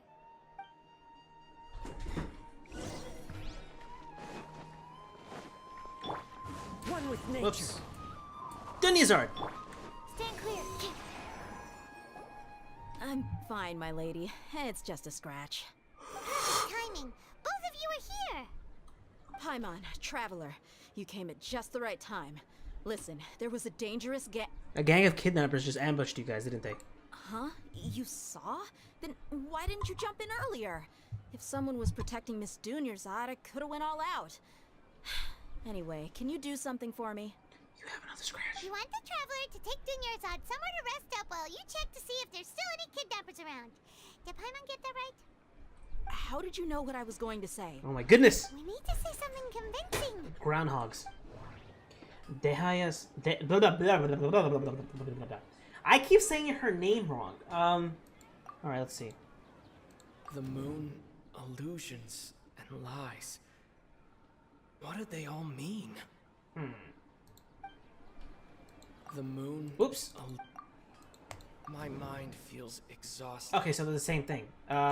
People from Sumeru do not dream. People in Sumeru don't dream. What a strange phenomenon. Okay. People in Sumeru No, don't... dang it! I'm clicking the stupid... Dia sold her greatsword to raise additional funds. And then she was injured because she wasn't used to her new weapon. Indeed. So then... Tell her, Traveler! You got injured because you're not used to your greatsword, aren't you? I didn't tell anyone about that. Including Miss Dunyazad. You couldn't have known. And just now, you literally took the words right out of my mouth. What's going on? Alright, so this is the situation. You explained everything to Deha. It's kinda hard to believe what you just told me. First, let me make something clear.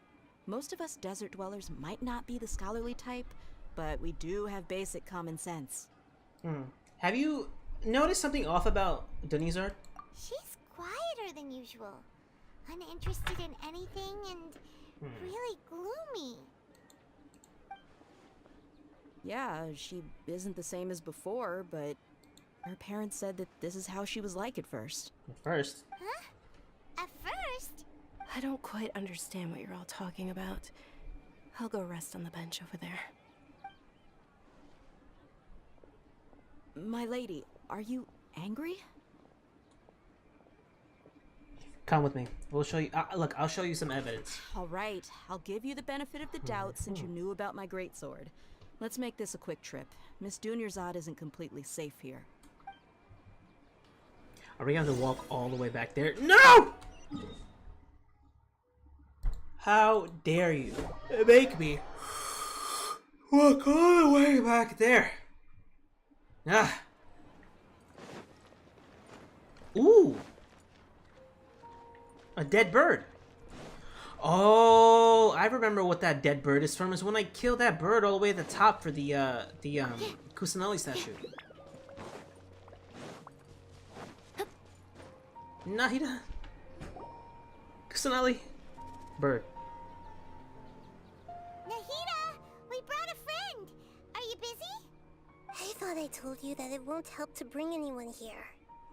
We just wanted her to see the real Dunyarzad's condition. The real Dunyarzad? Where and who are you talking to? You can't see her? Huh? I told you that you two are special. Other people can't see me or Miss Dunyarzad here. Don't get mad at me.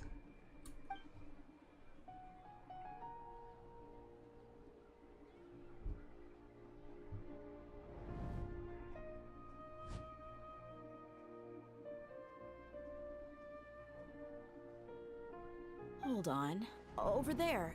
Is that? You can see her? Wow. How perceptive. Does she have invisible antennae? Miss Dunyarzad, she's lying down here, isn't she? How's she doing? Her condition's really bad, and she's basically in a coma. How did you know she was here? I can sense her aura. There are also lingering feelings of something like regret or disappointment. What happened? Do you believe us now? The Sub-Zero's festival has been repeating itself. You begin discussing the issue with Deha, who finally understands the situation. So, you think the sages are behind this? Yeah, they've always been against us. Wouldn't surprise me if they're using the Akasha to intentionally repeat the Sub-Zero's festival as a sick joke. You have a point. Aside from the Dendro Archon, the Academia's sages are the only ones in Sumeru who could pull off something like this. Maybe there's more to the Akasha than we know. Nahida, can you tell us anything about the Akasha? Right! Didn't you awaken our memories using something that looked like a knowledge capsule? That means you must know something about the Akasha! The Akasha relies on the power of a gnosis to operate, as it is the manifestation of the God of Wisdom's power. It compiles the wisdom of the entire populace, and it grants knowledge to the people. A gnosis could do that? No wonder the Akasha is so magical. It's being powered by the gnosis of Sumeru's Archon. So, this Nahida you mentioned, what did she say? She said, and Paimon quotes, "The Akasha relies on the power of a gnosis to operate, as it is the manifestation of the God of Wisdom's power. It compiles the wisdom of the entire populace and it grants knowledge to the people."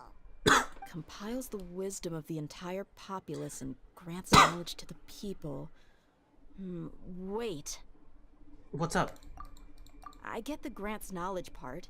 That's what people have always used the Akasha for. But compiling the entire populace's wisdom?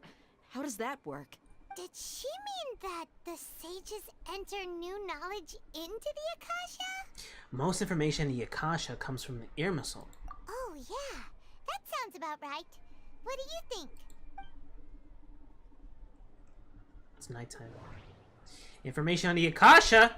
Okay, Nahida said the Akasha relies on the power of a gnosis to operate, as it is the manifestation of the God of Wisdom's power. It compiles the wisdom of the entire populace, and it grants knowledge to the people. People in Sumeru don't dream. Oh, okay, wait, oops, my bad. It's the same thing.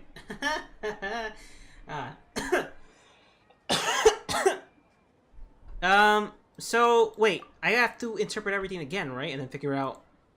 My mind feels exhausted, even though I haven't done too much thinking.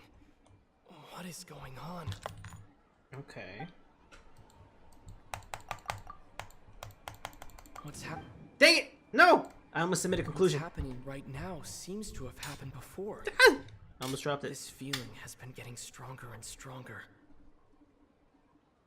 So I can't combine any of these together. At least not yet. So then...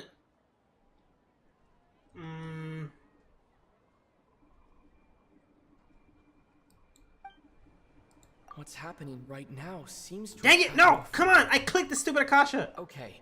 Nahida said the Akasha relies on the power of a gnosis to operate, as it is the manifestation of the God of Wisdom's power. It compiles the wisdom of the entire populace. What was the original question? Knowledge. Wait, what happens if I do this? Oh! I can do things! Oh my goodness, I don't have to... Oh my god, there's a chest right here! I'm sorry, I had to. I stumbled upon lab supplies as often. Yes, but chests with money in it can give you many office supplies. Okay, so I don't really know what option I'm supposed to choose. I'm guessing it's the Akasha part, because that's the only one that's different. Did But she mean that the sages enter new knowledge into the this is Akasha? annoying me so much, because I know the answer, but oh god, alright, you know what? I know the answer. Let me stop freaking stalling. Sounds about right. What do I hate this stupid thing. Oh my god, it's so annoying. I hate it when games do crap like that. It's not fun, it's just annoying. That doesn't sound right. I need to carefully think things through. Shut up.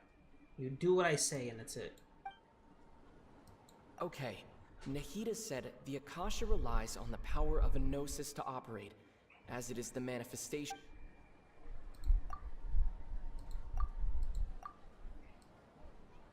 People in Sumeru don't dream. What a strange phenomenon.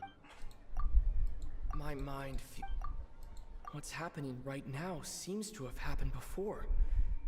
This feeling has been getting stronger and stronger. Okay, Nahida said the Akasha relies on the power of a gnosis to operate, as it is the manifestation of the God of Wisdom's power. It compiles the wisdom of the entire populace, and it grants knowledge to the people. I accidentally stabbed myself. That doesn't sound right. You mean the Akasha is causing our mental fatigue? Huh. Now that I think about it, my head's been feeling unusually heavy. You know what's funny about heavy heads is that, you know what? I'm going to take a break for like 5 seconds. I'll be right back. I need to get some water because I'm feeling tired. I should have slept like 2 hours ago. It's really late for me. And this... I'll just be right back.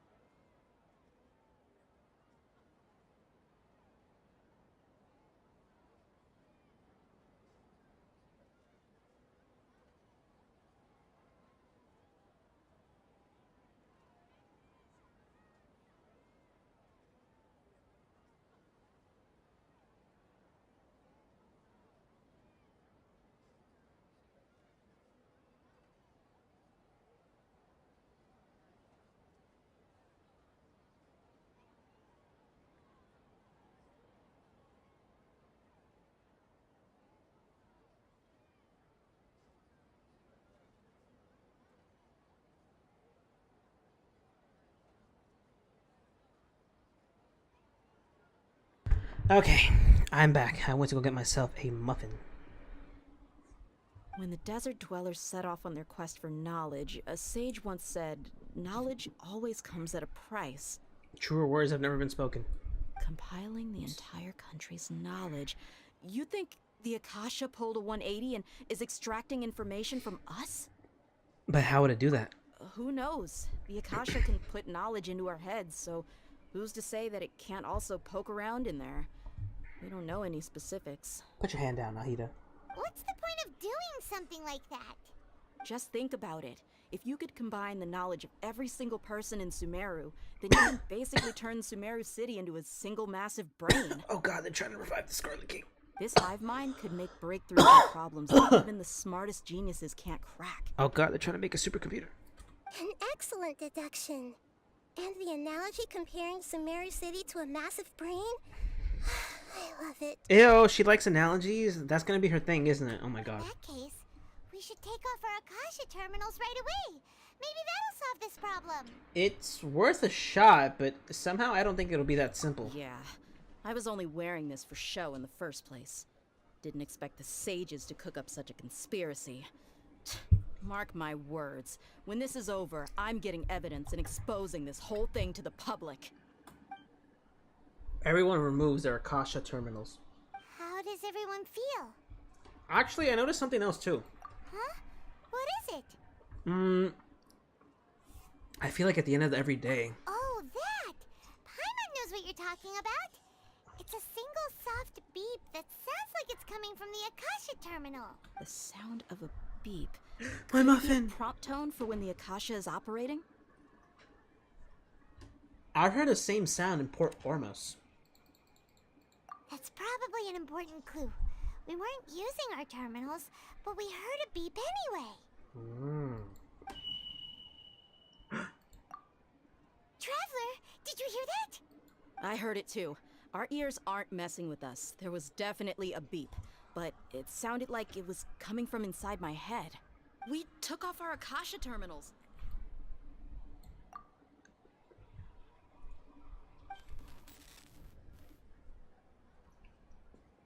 Phase runtime has exceeded its expected length. At this rate, there may be casualties.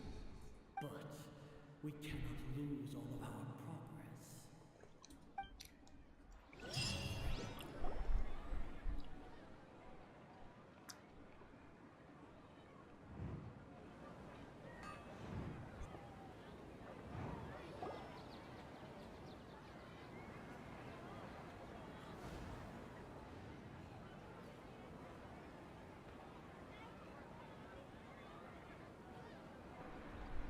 Paimon remembers everything! Good. You adapted quickly this time. At the end of last night. We definitely took off our Akasha terminals last night, but we still heard that beep. Why is that? We've been implanted with another form of the terminals? But now we can at least confirm one thing. The Akasha definitely has something to do with whatever's trapping us in this cycle. Oh, Paimon doesn't get it. Why would the Akasha go this far if all it wants is everybody's wisdom? It's extremely difficult for lab rats in an experiment to understand why they're being treated the way they are. If we're lab rats, then what are you? Nahida, you've never told us anything about yourself. I guess I'm the moon. Oh my god, killer. The moon? Wasn't that the result of our divination? You're the Archon! Anyway, knowing who I am won't help you get closer to the truth, so you should focus on other things. Don't get distracted and miss any clues. Okay then. Dia helped us a lot yesterday, so let's go find her. If Paimon's reading the time correctly, those kidnappers should be showing up soon. Oh.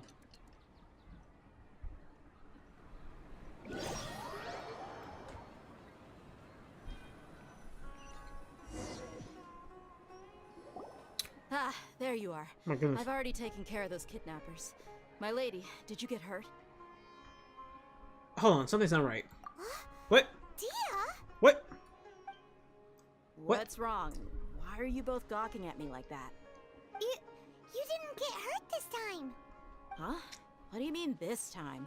Why are you so surprised that I managed to get out unscathed? Those kids were amateurs. Amateurs? Aren't you still getting used to your new greatsword? Shh! How did you know about my greatsword? I haven't told anyone about it. What the? Please, don't tell Miss Dunyarzad. What the? So Dia's lost her memories after all. During your battle, didn't Anything strange? You already know that I got a new greatsword. If I had to say something, it's weird how such a new weapon could feel so familiar. It's as if I've already used it to fight a countless number of battles. You're saying that although you don't remember using it, your body feels like it does? That's right. Both mercenaries and warriors heavily rely on muscle memory. Only knowing the theory of battle won't get you anywhere. Traveler, what do you think? you? Could it be because we removed our Akasha terminals? Yeah, Paimon's feeling really hopeful. Is it possible that we've already broken free? Oh, you're right! Earlier in the Samsara, something like this would have never happened. We all know for sure. We'll know for sure at the end of the day. I have no clue what you two are talking about, but it's still dangerous here, so... So you want us to take Dunyarzad somewhere else to rest while you check if there are still more kidnappers around, right? How did you know what I was gonna say? Can you read minds? Forget it. Go and do your thing.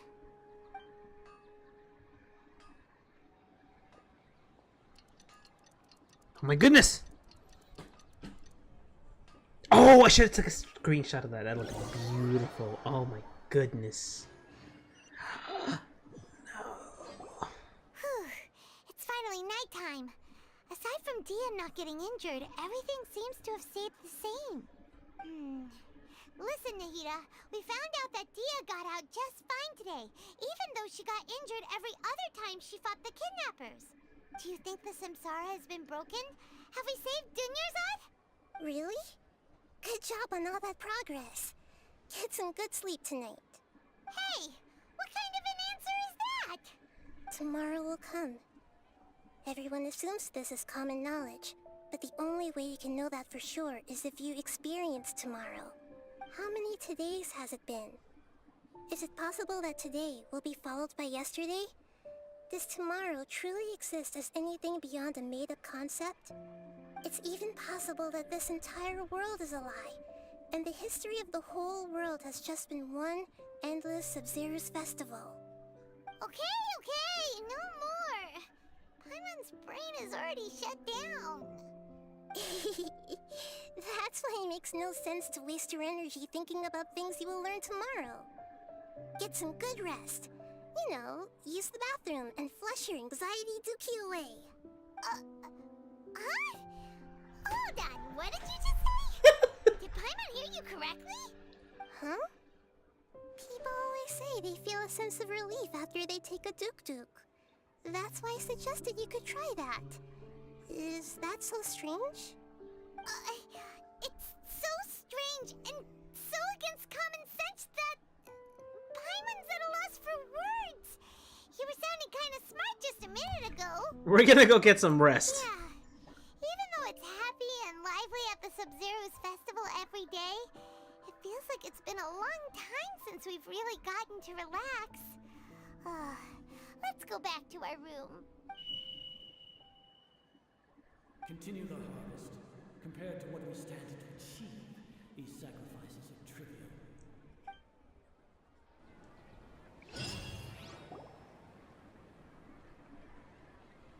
We're still in the same day. As expected, it's not as simple as we thought.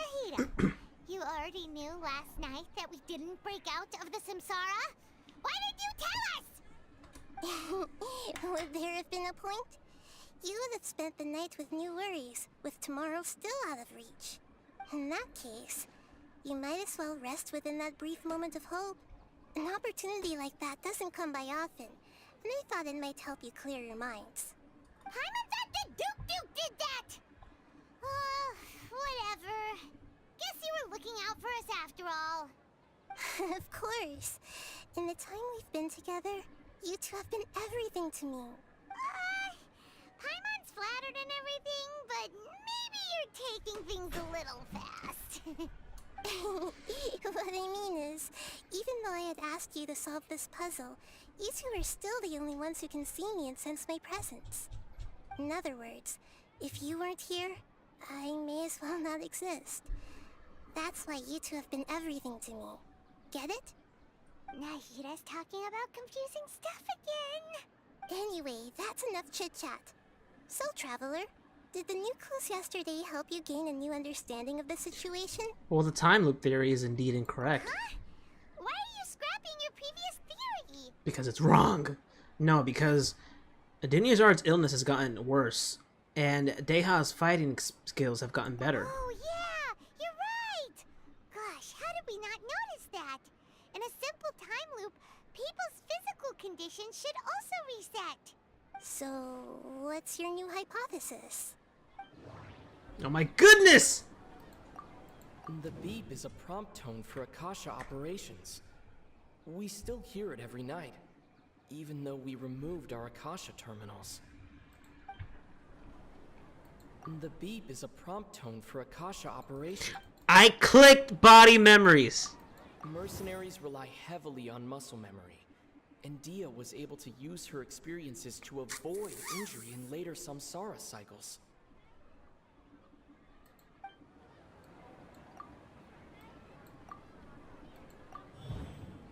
Ooh. If all our memories of a day are erased at the end of that day, then we would unwittingly relive the same day again and again. Okay. Is that it? Okay, Nahi. Okay, I'm guessing that's...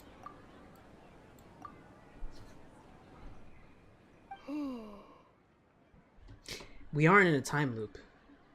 Oh, then the beep we hear every night could just be indicating the deletion of our memories. That's why when we wake up, everyone thinks the Sub-Zero's festival hasn't happened yet. It's already the next day, but everyone still thinks it's the day before. But muscle memory can't be erased. That's why Dia has been getting better at using her greatsword. Now everything makes sense. What about her injuries? A brilliant deduction. Nahida, tell us if we're right or wrong. To put it simply, it's as if you've mistaken a pyro crystal fly for a firefly in the night. You lost sight of its true nature because you focused too much on your perception that it glows. That isn't simple at all! Still the wrong conclusion then, huh? Why don't you go talk to Miss Dia again? You might learn something new. You know what's funny? I do feel mentally exhausted. Help us find our latest clue after all. Let's go! I should have been talking to you this whole time. I feel... Oh, I'm gonna harm myself tonight. We don't have many more festivals to waste. Hurry and find the truth.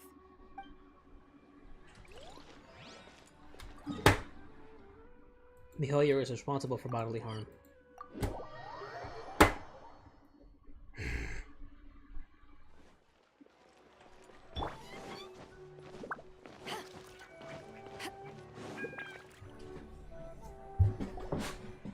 There you are.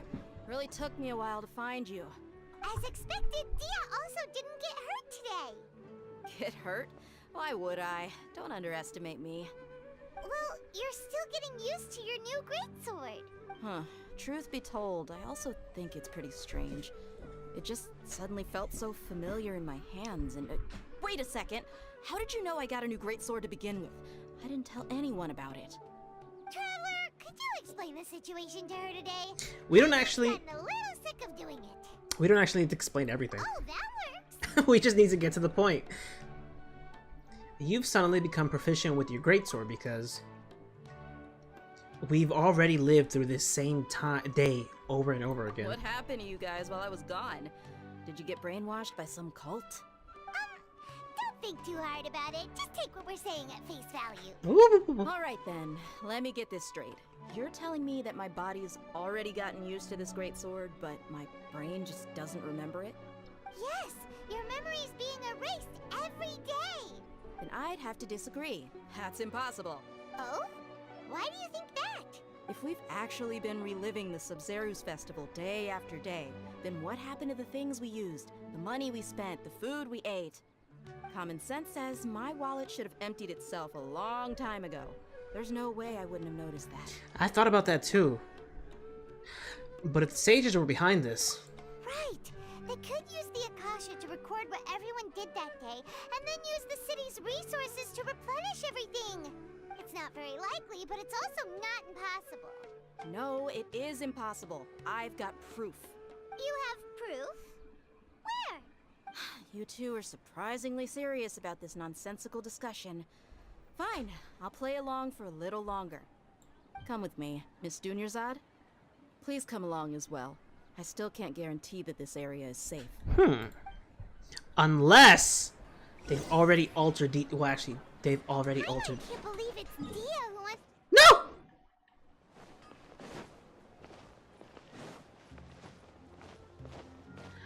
You know what?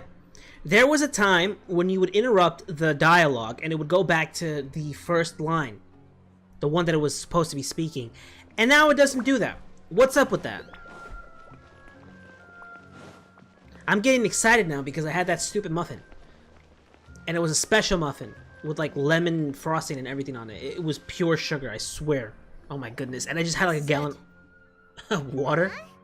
This is a wooden training dummy. What about it? See those marks on the dummy? Those are the result of several days worth of practice. Let's say the sages didn't replace it every day. Shouldn't it be hacked to pieces by now?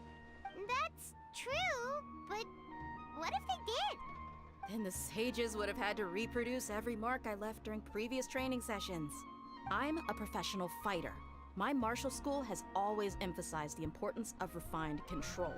The force, angle, and entry point of each strike is calculated and deliberate. That's why I remember every mark on the dummy, as well as my state of mind as I made each strike. It's just as they say, each swordsman has their own unique style, and even the same swordsman can't make the same cut twice. It would be impossible to copy these marks. Is it really impossible? What if they use some fancy machine to carve every single mark? People often say that a camera's photo can never replace an artist's painting because the former has no spirit to it. The same thing applies here.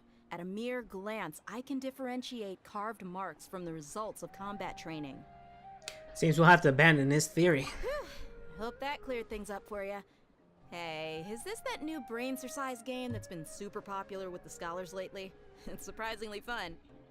Anyway, it's getting late. Brain I should exercise? escort Miss Dunyarzad to Nilu's stage. See you later. Well, back to square one. Is our memory deletion theory also wrong? You know what? But at least we've reached some other conclusions in the meantime. We're not in the real world. Yep, that's true. So, can we think of any new ideas right now? I suddenly realized that something is strange. Paimon feels like everything's been strange lately. How come we've never thought about leaving the city? Huh? Leaving the city? You're right! It's really strange how we never thought of such a simple solution! Many things should become clear if we can confirm the flow of time outside of the city. Paimon can't believe it!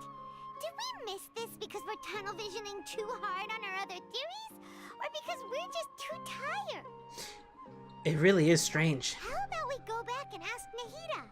Maybe we've forgotten something about leaving the city. Maybe we died last time. Maybe we... Anyway, but it's sad because the thing is you have to understand that because we keep doing this thing over and over again, she's dying. Dunyarzad is dying because she can't get the treatment. Because remember, kind of like how tuberculosis was back in like the 20s, 1920, like the 1900s, you have to get to a controlled environment. In the case of like tuberculosis, you would go someplace hot and dry. And she's been in the city for who knows how long, or at least this part of the city. Oh gosh, she's gonna die, isn't she? We're back! You're back early today. Did you find something new? Sort of. We're mostly sure now that we're not in a time loop. And we also aren't in the real world. But at the same time, we have a new question. Have you ever tried leaving the city? Leaving the city. As far as I remember, you've mentioned your plans to do that twice before. We did? But we don't remember anything. What happened after we talked about those plans? What did we say when we got back? Let me think. I don't think you ever actually told me what the outcome was. Oh, it's probably more accurate to say that both times you never came back the whole night. But you two sometimes stay out the entire night anyway, so at the time, I didn't think too much about it. It is true that sometimes we lose track of time during our investigations. Before we know it, it'll already be the next day. But still, neither of us remember anything about leaving town. Really? That's kinda strange. In theory, I should have already awakened all your memories. I'm sorry, maybe this is the key? I zoned out. Yep, something here's definitely fishy. Let's get to the bottom of this tomorrow. I really zoned out. I have no idea what the heck is going on. Oh my god.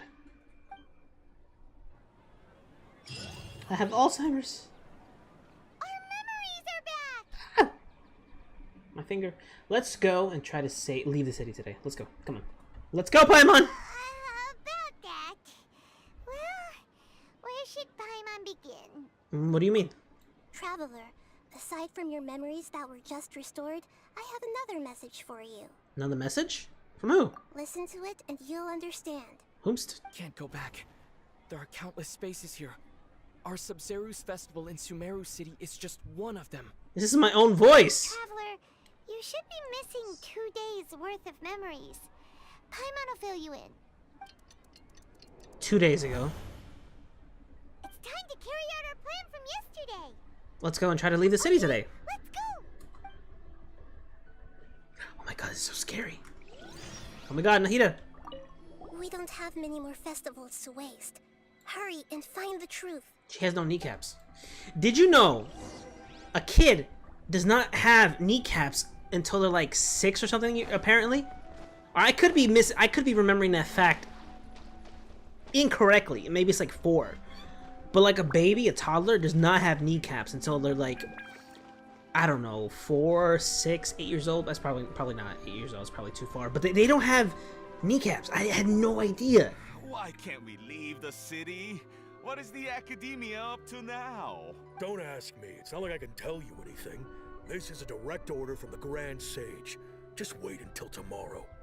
I have a real emergency. My goods have already arrived at Port Ormos. If I don't hurry, they'll be stolen. That's your problem. Make sure you make a request in advance next time. Beat him up. But it's not like you can just predict business matters in advance. Kill him! It looks like the Academia already announced a lockdown for Sumeru City today. How completely unsurprising. Let's go and question them. Hello, sir. Why can't we leave the city today? Here we go again. Don't ask me. I don't know either. We just received an order that no one is allowed to enter or exit Sumeru today. They didn't tell us anything else. Of course the Academia wouldn't share their plans with a pawn. Angering me won't get you anywhere. If I had that kind of insider info, I would have left this stupid post long ago. It looks like he really doesn't know. If we can't get anything out of him, let's take matters into our own hands. Why don't we climb over the walls? Those guards can't be everywhere at once. This is a good spot, and the guard hasn't noticed us at all. Let's hurry! Paimon, stay here. Huh? Why? Are you going to leave Paimon behind? Leaving the city might trigger disruptions to our memories. So we need someone to stay behind and witness events from this side. But what if things get really weird out there and you get into some trouble? Then Paimon won't be able to help you. Oh, Paimon knows that Paimon can't do much, but we've always been together, haven't we? Don't worry, Paimon. Okay. Paimon will wait for you. Promise Paimon that you'll come back as soon as possible. Just a quick look. Okay, okay. And please, be careful. That's the first time I've heard her voice sound normal in a while. Memories! Let's go and try to leave the city today. Traveler!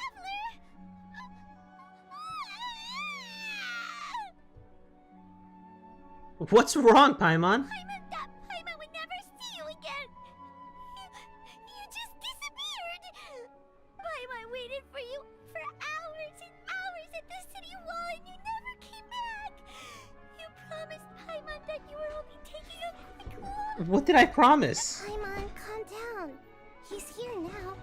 I don't think he understood what you were saying. Oh my goodness. Paimon doesn't care. Paimon wanted to go look for you, but you also said that Paimon should stay. Paimon was so worried and so scared the entire day. Although I don't remember any of this. Still, sorry, Paimon. I won't leave you behind. Okay. Paimon will forgive you. The most important thing is that you didn't actually disappear. Oh, Paimon was so scared that you had gone into another world. Another world? Paimon, can you tell us your perspective of what really happened yesterday? Paimon describes your plan from yesterday. 2 days ago. I see. Yesterday. Using two people's different perspectives. After that, you left the city. Paimon kept her eyes on you the whole time, but then you disappeared in an instant. Are you sure that's what you saw? You weren't zoning out or anything. No way! Paimon was watching you with the fullest attention. What's your perspective, Traveler? You sure you don't have any memory of this? Yes, I don't even know that yesterday existed. I guess that explains everything. You also lost your memories the last 2 times you tried to leave the city. Those days' memories can't be awoken. So, if we leave the city, our memories will be completely erased? So they didn't just restrict access in Sumeru City. It really sounds like something big outside of the city is being hidden on purpose. But this way, we'll also never discover what's outside.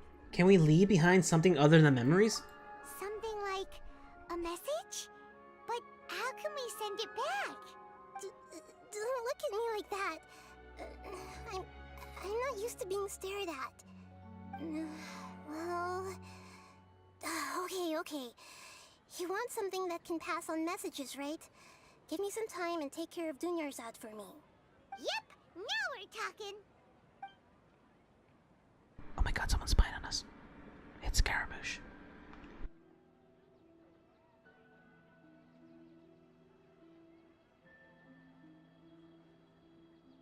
Oh!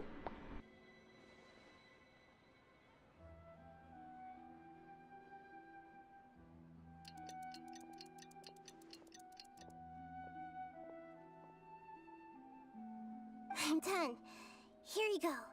What? Isn't this just an Akasha terminal? No way. I made some little changes. Akasha terminals are already capable of sending messages. I just tweaked it so that it could connect to any node. To make something like this? Nahida, you really know the Akasha like the back of your hand. Anyway, we can use this now to record a message, right? Yep. I'll help you save the messages. It should be pretty easy to use. I just can't guarantee the user's status and signal coverage when they're outside the city. We'll never know until we try. At least we're taking the initiative now. It's worth a try. Let's go then. Let's expose those sages. I still think you should stay. All right. Paimon isn't as worried about being separated since it happened once yesterday. See you tomorrow, Paimon. Okay.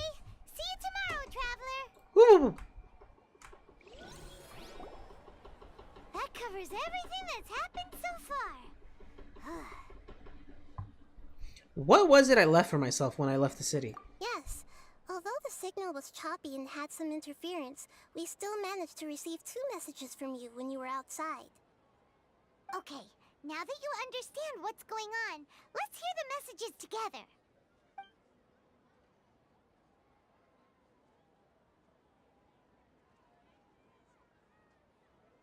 Can't go back. There are countless spaces here. Our Sub-Zeru's festival in Sumeru City is just one of them. I've entered another space. Before me are flowing sandstone and howling fish. Impossible and surreal sights. All these spaces are empty except for the occasional ones that contain mute puppets rather than people. I can't sense any human presence.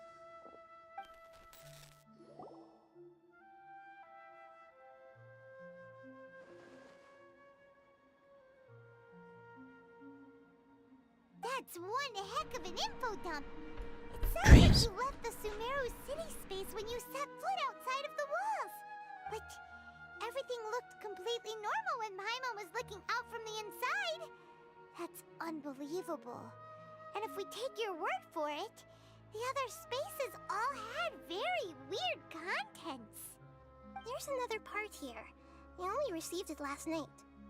These spaces have been disappearing one after the other, absorbed by something like a sun in the sky. And now, even the final space has also disappeared. Behind me, a lot of spaces just appeared again from thin air.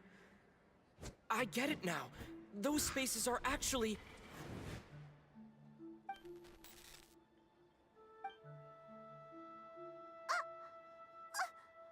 Why did the message end right there? What did the traveler want to say? What are those spaces? Probably because yesterday just happened to end at that moment. Oh, right. Paimon did hear a beep from the Akasha. Did it come from here or from the message? The message. It should have come from the Traveler's Akasha terminal. After the beep, Traveler said even the final space has also disappeared. Traveler, what do you think that final space could have been? All the bizarre spaces I saw outside the city had one thing in common: a lack of human presence. Was that space actually the real world? But wouldn't a real space just randomly disappearing like that be catastrophic? My impression is that each day in this samsara only ends at the sound of that beep from the Akasha.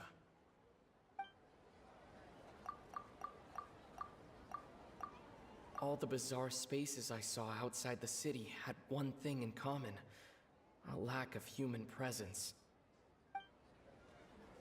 That doesn't sound right.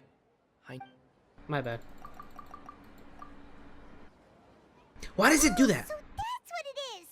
After the sound of the beep, the final space, the Sub-Zero's festival, also disappears, and we're taken to the next day.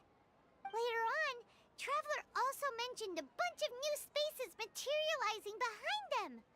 Do lots of new spaces appear every day? Paimon's head is spinning. Just what are these spaces anyhow? Well, consider this. For all the horrors of the Archon War, at its heart, it was just a game where a bunch of gods fought over 7 seats. So no matter how strange or spooky things may look on the surface, maybe all they point to in the end is a small and simple secret. Wow, the Archon War, huh? That's an analogy and a half. A secret, huh?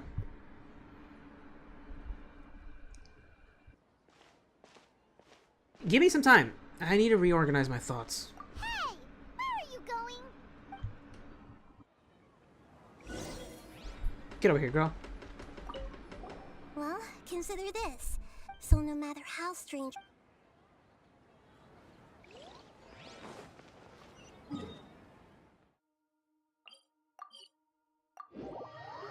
So I think I was talking about this the other day. He even has this... Dang it. Do you want some alone time to think? Alright then, Paimon won't disturb you.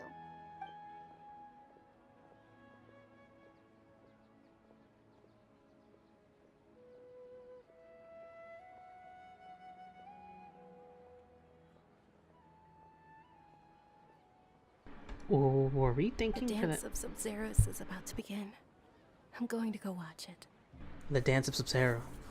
It's that time already? Okay. Why don't you go ahead, Dunyarzad? We still have some other stuff to do first. Okay then. See you later. Have you figured it out yet, Traveler? Time is ticking away. I think I know the answer now. We have to find Catherine. Awesome, what is it? I'm just kidding. Wants to know? Oh, wait, no. Let's meet up with Nahida first. You can tell us both together. This time we're gonna get to the truth. Catherine knows the answer. Catherine knows the answer to everything. I got a couple friends online now. Well, a couple different friends.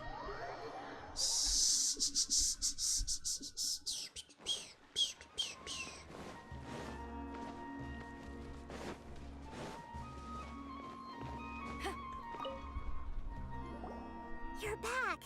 I've been waiting forever for you two.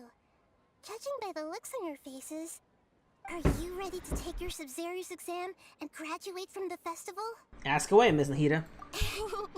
Okay, first off, have you discovered the hidden truth? People in Sumeru don't dream. What a strange phenomenon. Alright, I keep forgetting. I did some of these. Oh! All the bizarre spaces I saw outside the city had one thing in common. A lack of human presence.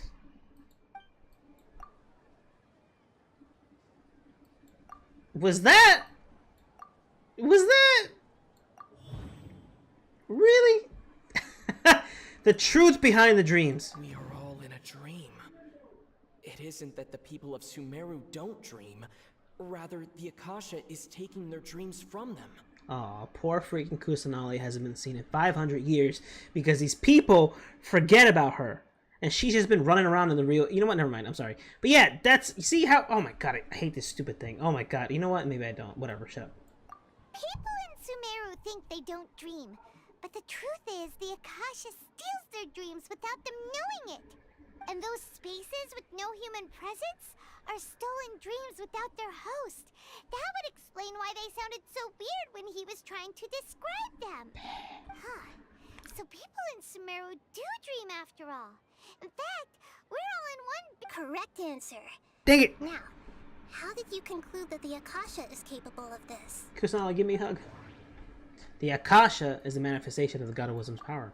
It is the manifestation of the God of Wisdom's power.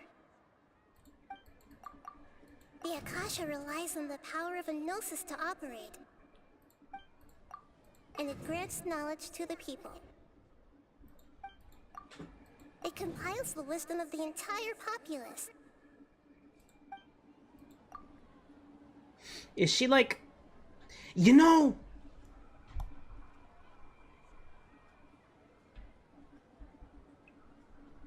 Huh. I'll say this. You know what? Let me take a moment to talk about it now. I was talking to somebody about... They played the quest ahead of me, and they didn't really tell me much because we didn't really talk for that long, and I didn't really want to know anything. I wanted to play the game on my own. Someone mentioned that she might have dream powers, or she knew someone who had dream powers. I made a joke about this, and the joke was that, oh no, Morax killed her husband or some shit like that.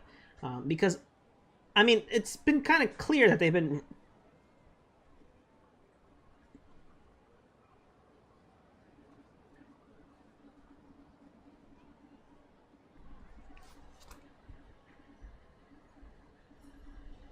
Hold on, I'll be right back.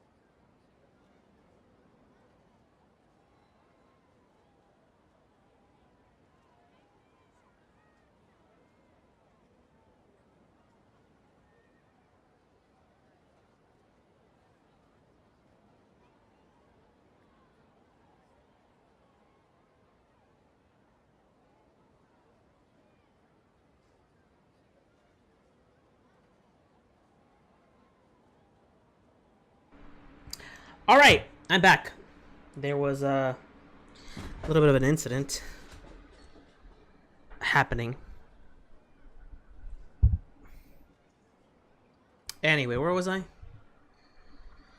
Oh, okay. Those dream-controlling creatures in the forest also get their power from the Dendro Archon, right? That would explain why the Akasha has the ability to control people's dreams, too. But is stealing everyone's dreams really how the Akasha compiles their wisdom? Isn't there anything more to it than that? Dreams are fantastical, complex, and full of imagination. People's brains are the most active when they're dreaming. In other words, dreams are rich bundles of human wisdom.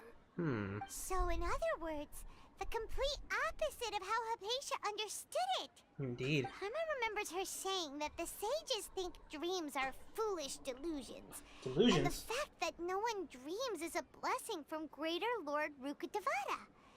So it was all a dirty trick? The real story is that the sages from the academia are using the Akasha to steal people's dreams for their own use, huh? Yes, and they don't intend to stop there. Oh? By the sounds of it, you understand the current situation pretty well. So then, what about the Samsara? What about it? The disappearance of spaces, the Grand Sage's speech, the Akasha's sound. The beep is a prompt tone for Akasha operations. We still hear it every night, even though we removed our Akasha terminals. The beep is a prompt tone for Akasha operations. We still hear it every night. Those spaces kept disappearing before my eyes. But as soon as that beep sounded, many more spaces materialized.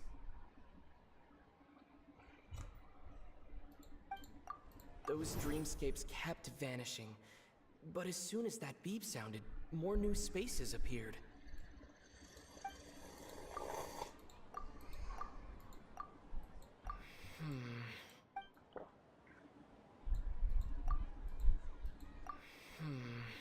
Oh, wait, what am I doing? Oh, wait, am I still doing... No. Oh, I'm still doing associations. Wait, how do I stop the association? Well, okay, anyway,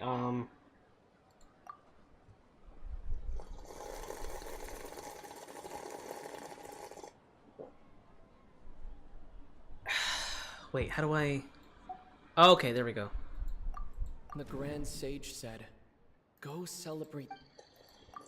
My mind feels... We've already experienced the Sub-Zeru's festival. I'm sorry, that probably sounds annoying. I'm drinking something right now. Is that the one?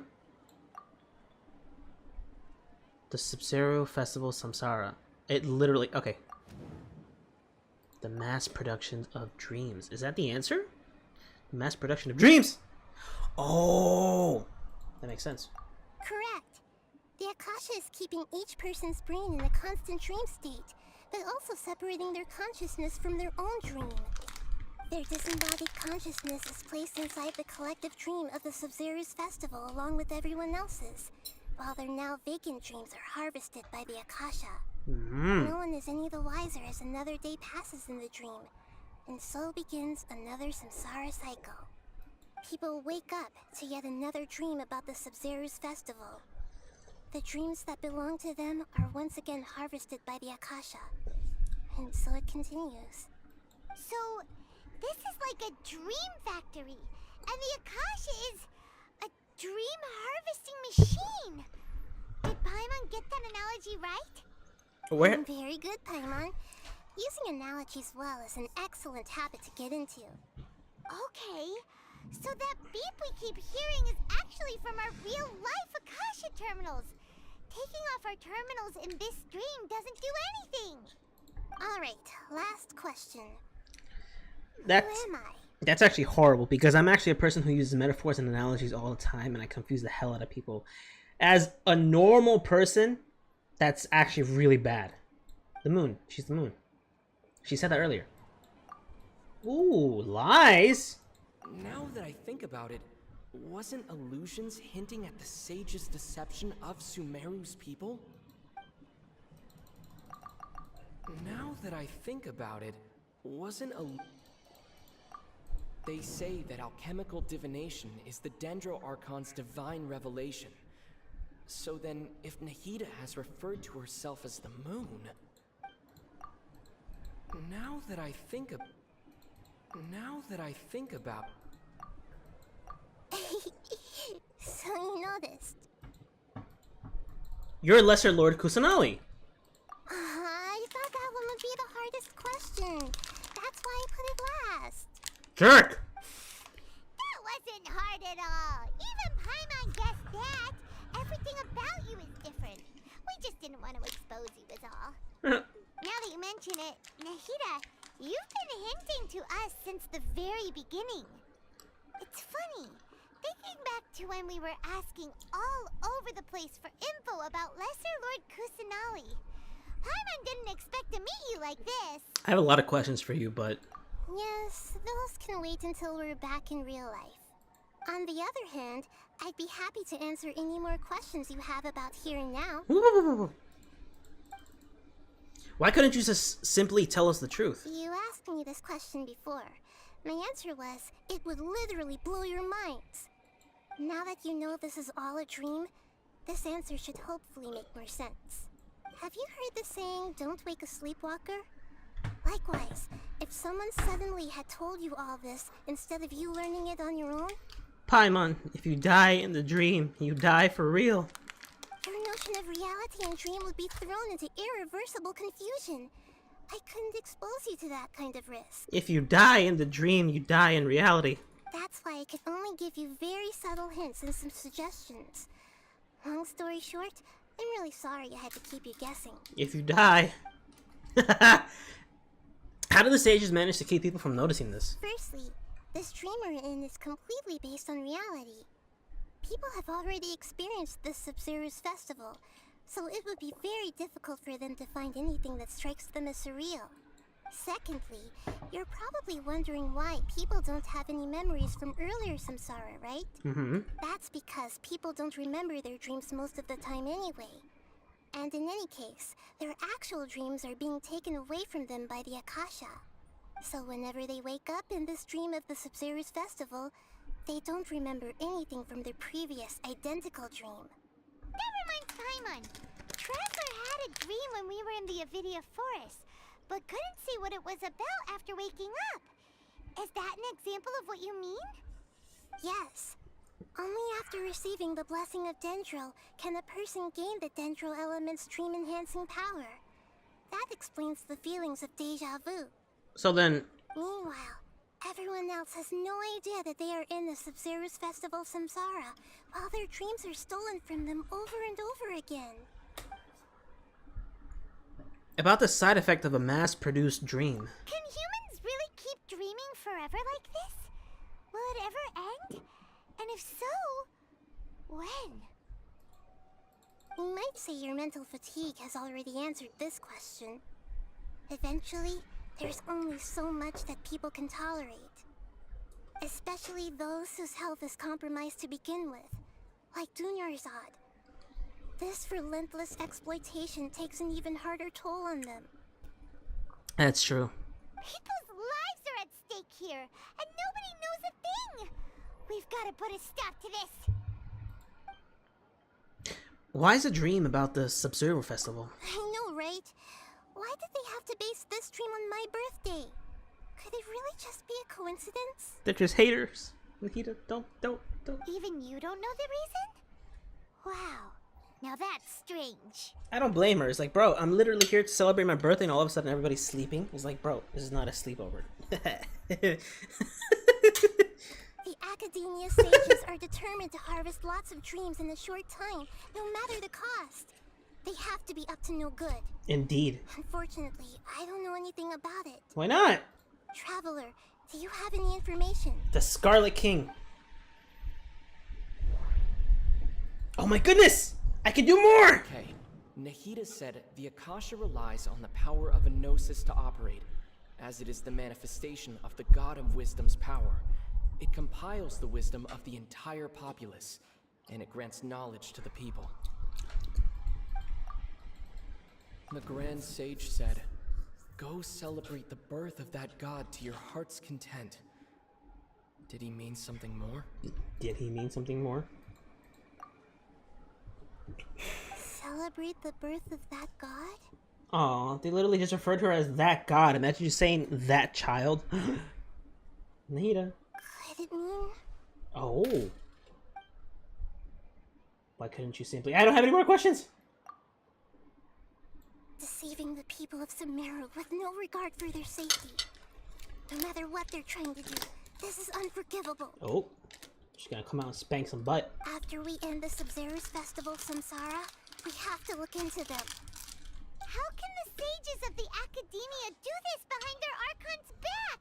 This is ridiculous! Indeed. This is heresy. In the end, I'm just the moon. The real sun is long gone. A sun and a moon? Nahida's talking in riddles again. She means Rukadavaka. Oh, we're out of time today. I'll tell you how to break free of the Samsara tomorrow. See you then. Bruh!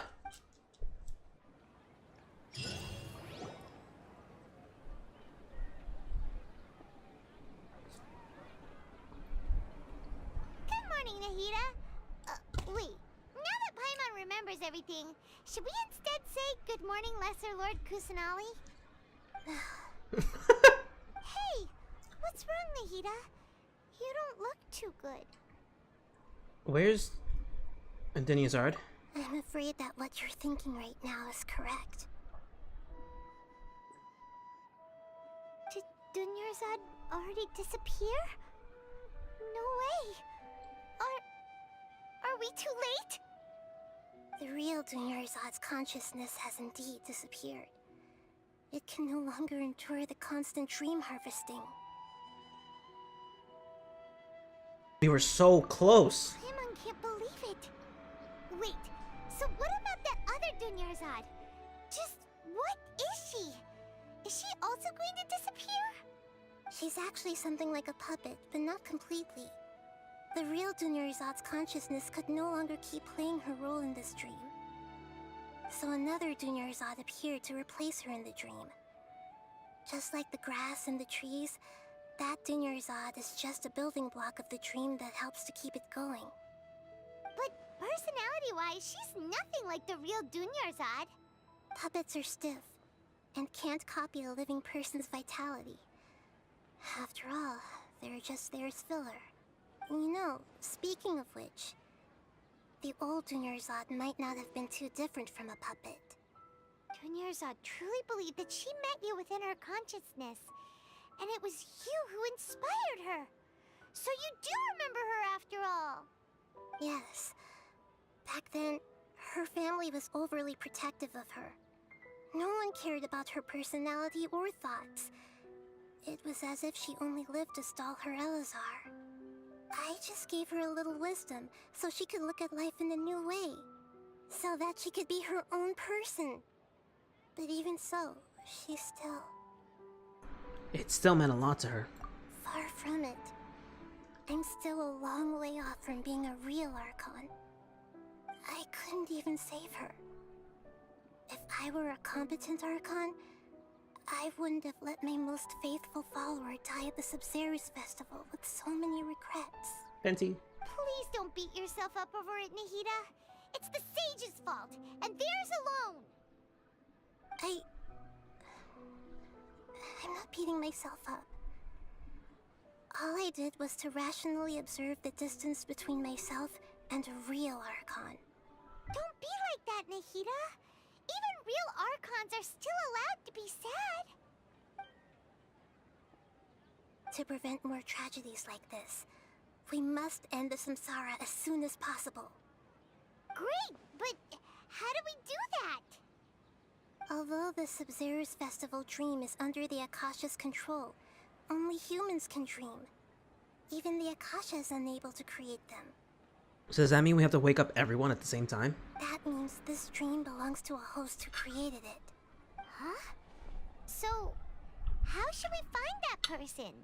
Well, if this is someone's dream, then everything here must come from deep within their consciousness. Which means, with the power of imagination, they can change anything in this dream. Imagination? What do you mean by that? Imagination means breaking through what you perceive as normal. Like when the server at a tavern brings a plate to you, you'd naturally assume that food is on. However, if you're the dream's host and you become aware that you're dreaming, when you imagine gold and more on the plate, the dream will respond in kind, and the server really will bring you gold and mora. But right now, our host is unaware that this is a dream. No matter how many times they're served, it will always be food. So, we find the host, and then what? Find some way to make that person realize that they're dreaming. Usually, once that happens, the person will wake up and the dream samsara will be broken. How are we going to find them, though? If it could be anyone, it'd be like looking for a needle in a haystack. And even if we did find them, how are we supposed to make them realize they're dreaming? After all, like you said, don't wake a sleepwalker. It's extremely difficult, yes. But the only ones who can do it are you two. Remember, everything you've achieved up to this point has all been for the sake of finding the host and ending the samsara. As for me, during this time, I'll be out of town. Why? Out of town? Are you going to that place full of dreams where the traveler went? Yes. I want to try something. There must still be a small wisp of possibility. Hurry and go. Dreams are supposed to be fantastical, romantic, and full of pleasant surprises. Unnecessary things like this samsara need to end. Paimon's still a little upset that we've come this far only for Dunyarzad to... She was such a good person, with such a simple wish. Oh. But fate was against her. I feel so demoralized. I really do. Yeah. Saving Dunyarzad is what kept us going this whole time. But... Poor girl. We mustn't lose hope, Traveler. Dunyarzad would definitely want to see us save everyone else. So let's break the samsara for her sake. Paimon's wondering, do you think the sages would get one of their own to be the host of this stream? Feels like it would be easier to control it that way, no? Unlikely. Knowing the plan, they'd probably become aware that they were dreaming. Huh. That's true. Plus, the sages probably weren't counting on there being other factors beyond their control, like Nahida and us. So, who do you think the host of the dream is? Maybe Ferris, the Knight of Flowers? Oh, that would make sense! Ferris, the Knight of Flowers, is a symbol of the whole Sumeru's festival, right? Let's go ask him some questions, shall we? I keep skipping dialogues. I am so bad at this. I've been so bad at this for a while now, and it's really bugging me.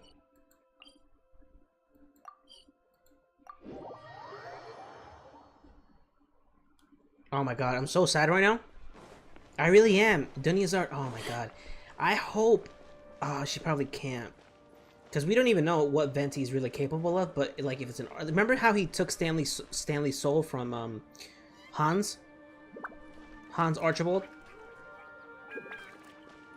Was that an Archon power or something just, you know, related to him?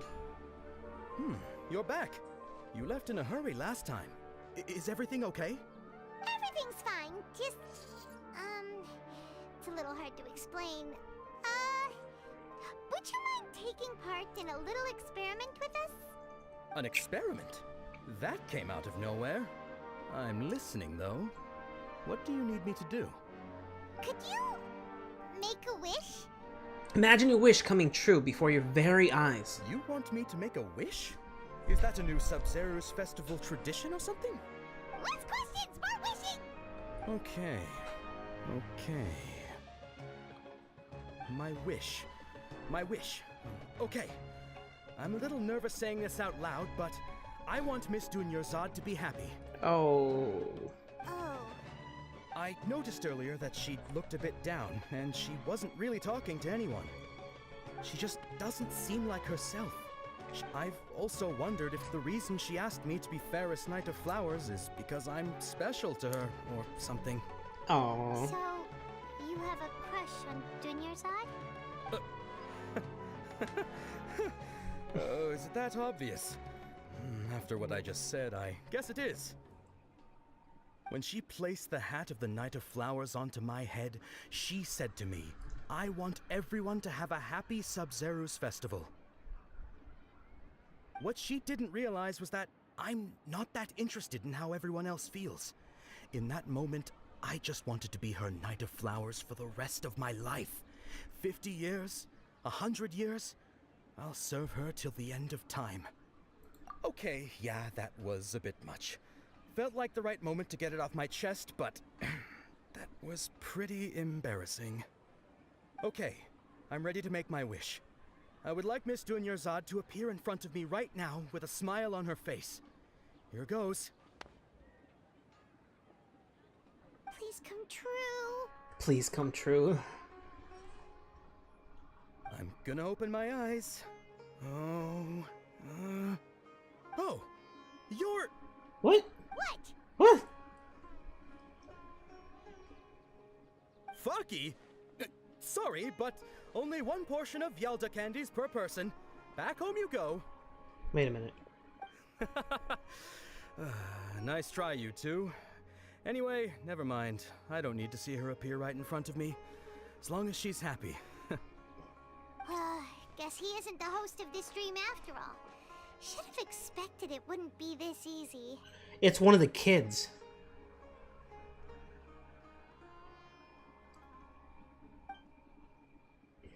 It seems like everyone who knows Dunyarzad loves her. But none of them has any idea that she... My lady, step back. That sounds like Dia! Oh, right. This is when Dunyarzad bumps into the kidnappers. Stay her. I'll teach them a lesson they won't forget. Huh? But Dia can handle them. Hey, Traveler!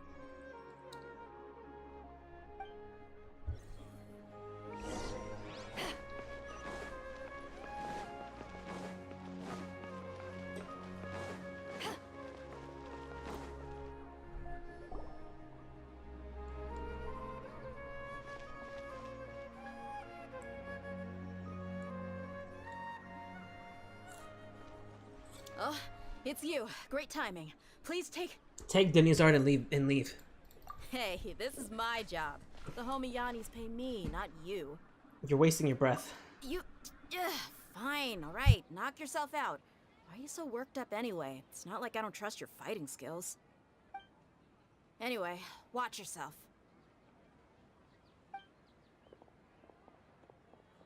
So you got yourself some backup. Suit yourself. You're going down. New punchy today.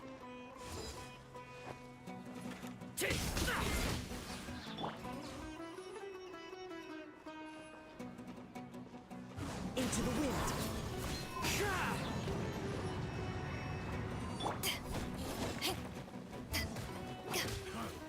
You won this one. Follow the wind. Fallen leaves. Adorn my... Imagine he's actually casually just using his freaking Dendro powers and just destroying a bunch of stuff. I'll take my leave. Wait a minute. Hold on. Traveler, were you just taking your anger out on those guys? I'm fine. You and Nahida both. Dunyarzad wouldn't want to see you two like this. Oh, and speaking of her, Paimon just remembered something.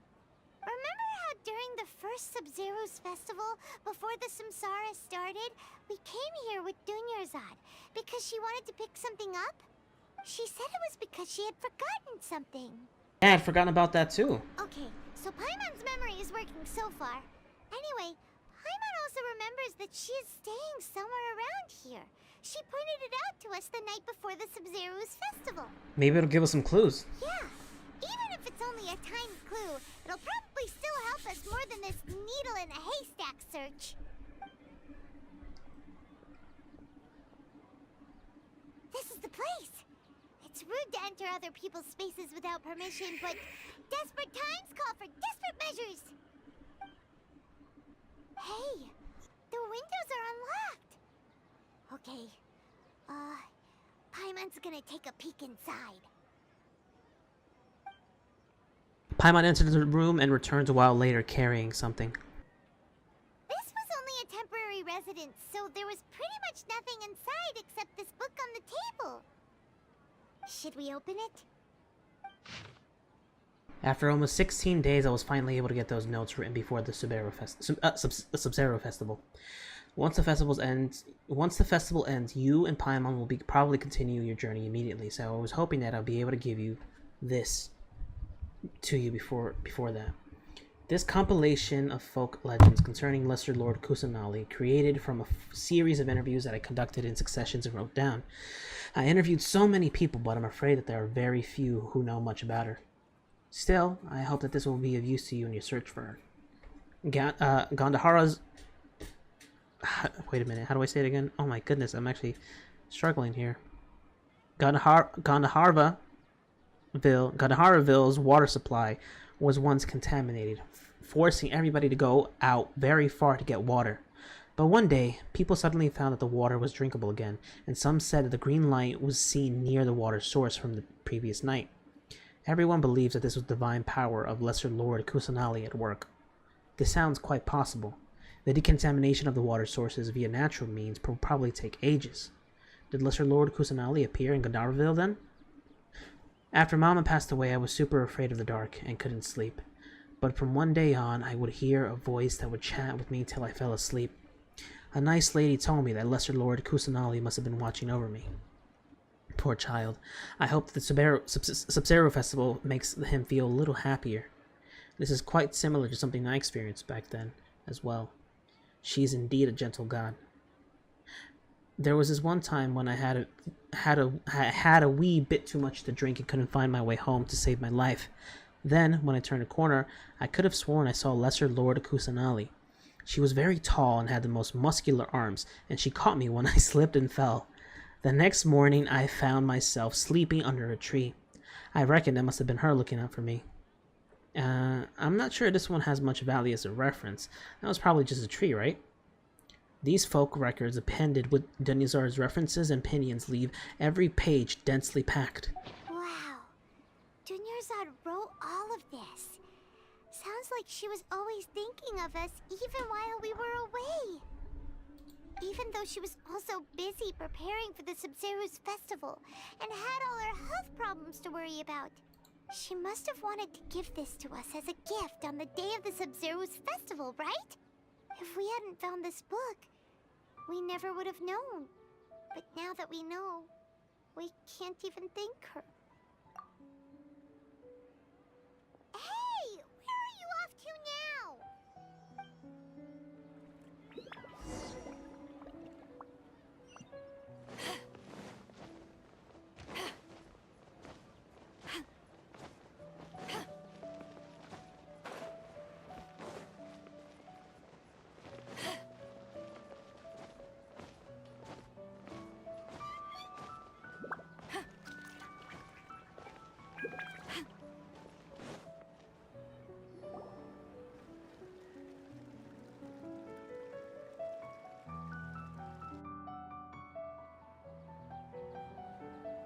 It's Dunyarzad's puppet.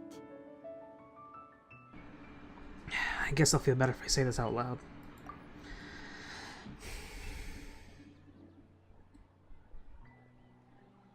Thank you. Traveler?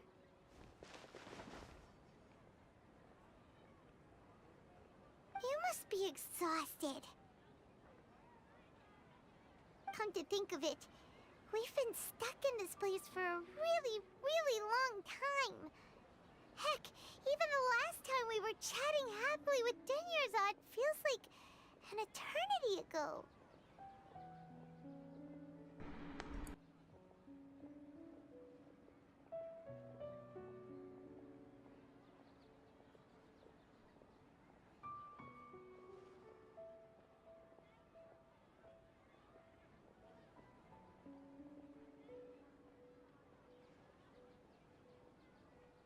Paimon still remembers when we were sitting here, and the way her eyes sparkled when she talked about Milu's dance of Sub-Zerus. I can barely recall it now. There will always be frustrations in life, but I know that the point of living is not to leave behind any regrets.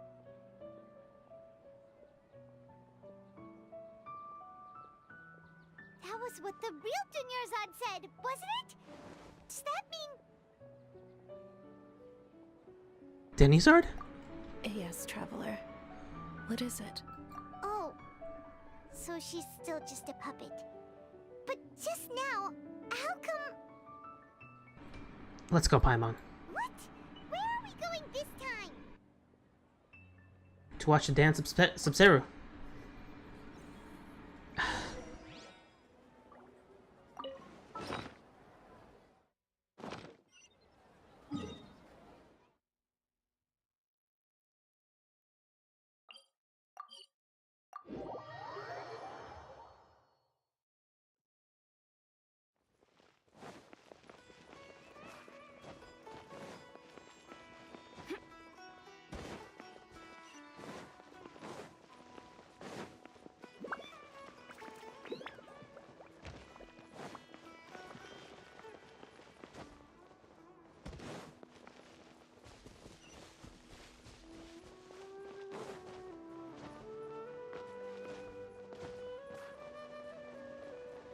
Crew, set sail for home.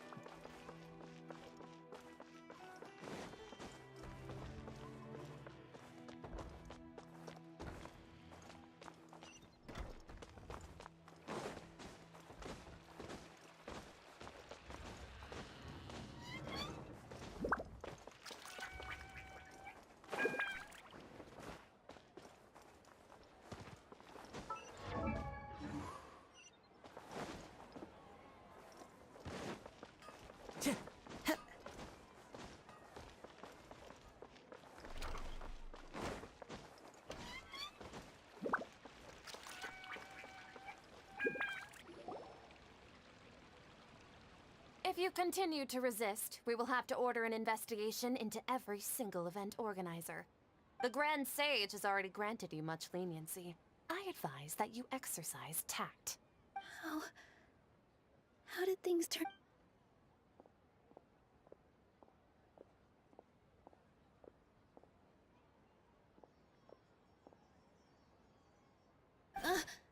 Traveler? You don't have to get involved. He's a sage from the Academia. I don't want to drag you into this. Traveler? Traveler? What the heck are you doing? If you get arrested by the Academia, that's another day gone to waste!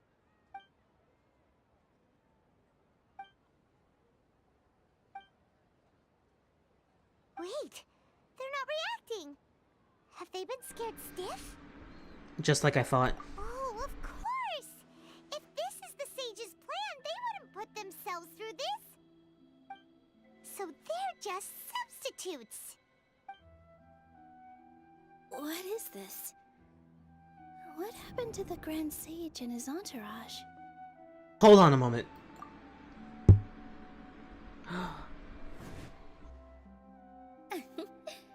Like I said, they symbolize the goddess of flowers.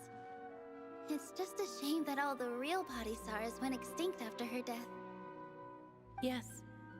The Greater Lord brought forth new Bodhisattvas in memory of the goddess of flowers.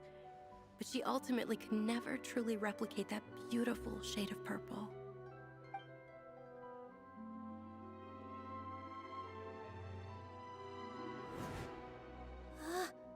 That beautiful shade of purple. Aren't these flowers real Bodhisattvas? Just like the ones from the legend? I didn't even notice. Dunyarzad, did you find these? But didn't you just say all the real flowers went extinct after the goddess of flowers passed away? So, how? Yeah. What's going on here? Nailu, close your eyes. Huh? Imagine that the great sage and his entourage are not here in front of you. You guys are acting weird. But okay, I'll try.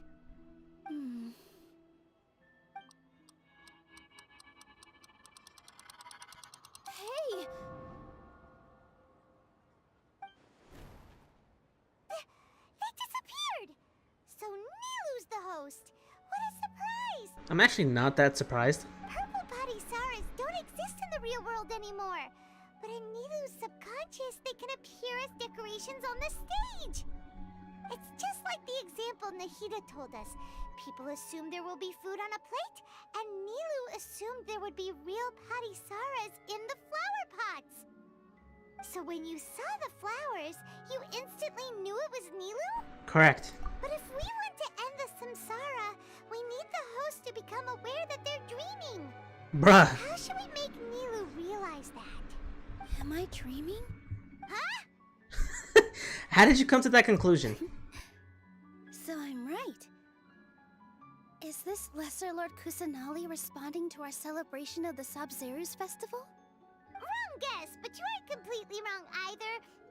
The point is, what made you think this is a dream? As far as you know, people in Sumeru don't dream, right? Yeah, but have you heard the tale of the first sage? To prevent a calamity, he went on a journey to find the Dendro Archon. All right. Ooh, sounds familiar. Dunyarzad told us a story like that when we first arrived in Sumeru City. He nearly lost hope. It was about the first sage, huh? Yep, but in the part you heard, he hadn't become the first sage yet. There's more to the story. His piety and wisdom were acknowledged by the Dendro Archon, and she finally gave her blessing to him.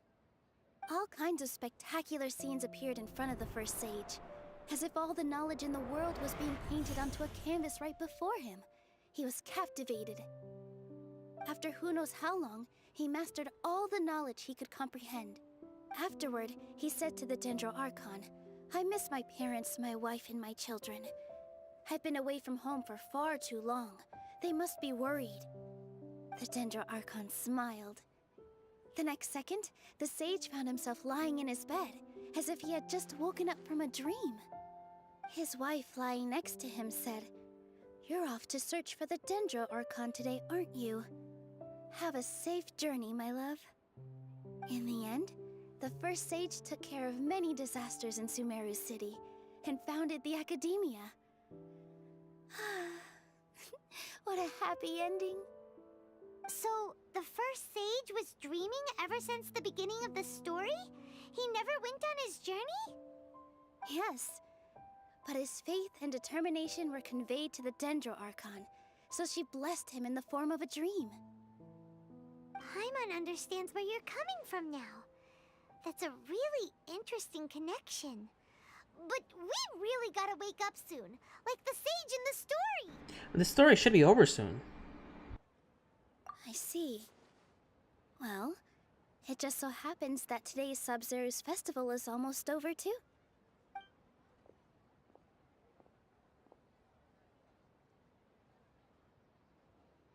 Since we're in a dream, let's make this final dance of Sabzeruz as beautiful as we can. I've been waiting a long time for this.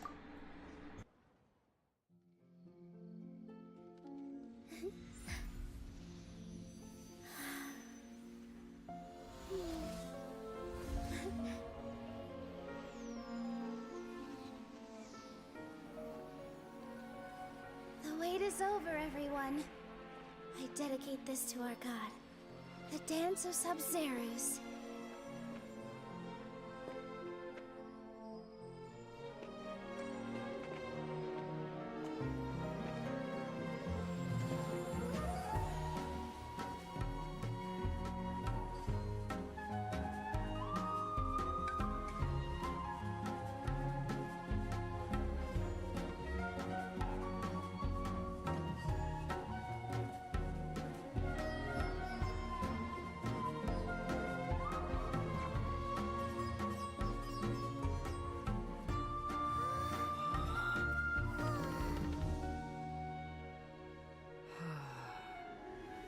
I'd be lying if I said I had no regrets. I would have loved to see Nilou's dance.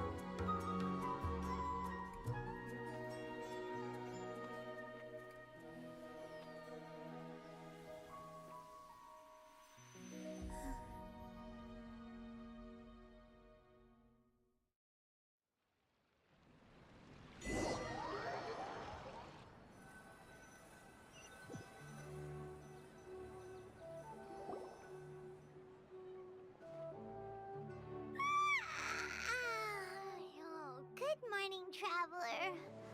Oh, Paimon feels like she's been asleep for the longest time. Good morning, Paimon. Paimon's head feels super heavy. Did we oversleep? Do you even remember going to sleep last night? Paimon thinks it was after the Sub-Zero's festival. The Sub-Zero's festival! Have we finally escaped from the Sub-Zero Samsara? I remember now. Quick! Take off your Akasha terminal! Quick, let's go see Dunyazard.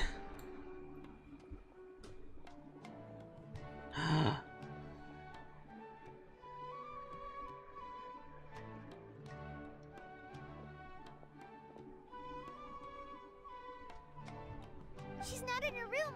What happened? Let's go to the usual spot. Huh? What usual spot?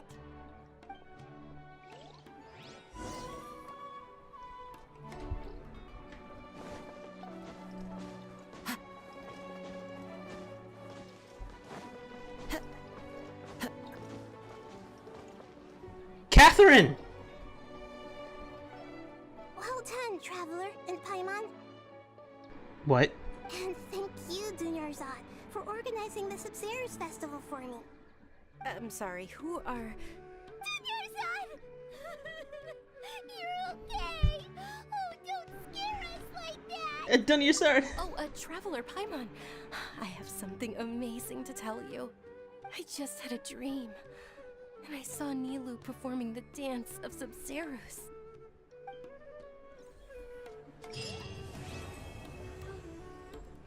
Chapter 3 complete. Act 2, The Morn 1,000 Rose brings. I should have talked to her. Nahida, aren't you? Paimon felt like Catherine was acting weird when we met at the Sub-Zero's festival. And Dunyarzad, did you save her?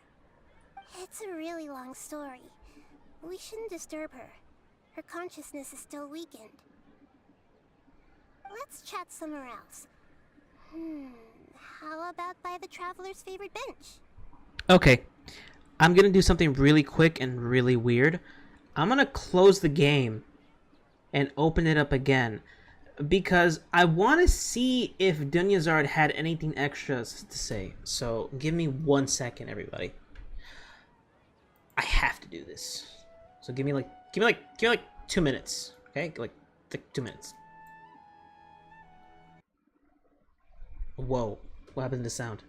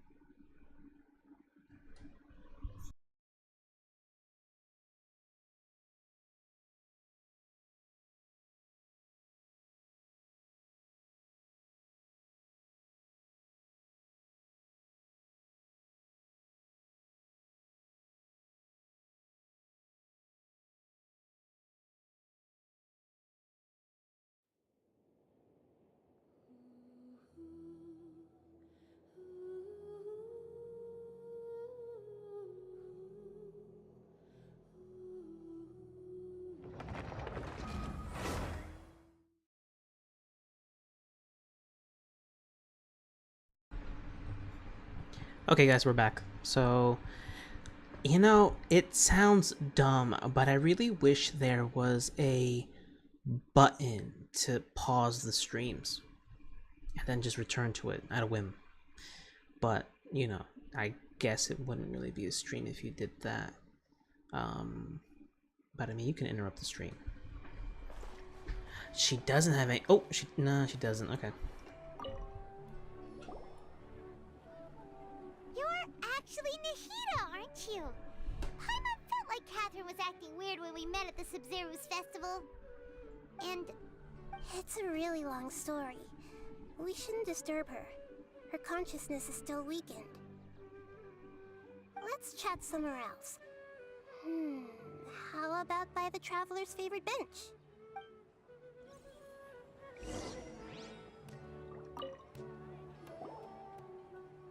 What's going on? Why are you two so excited to see me? Hasn't it only been a night? it's actually been much longer than that. Oh? Strange. Was I really asleep that long? No wonder I have such a headache.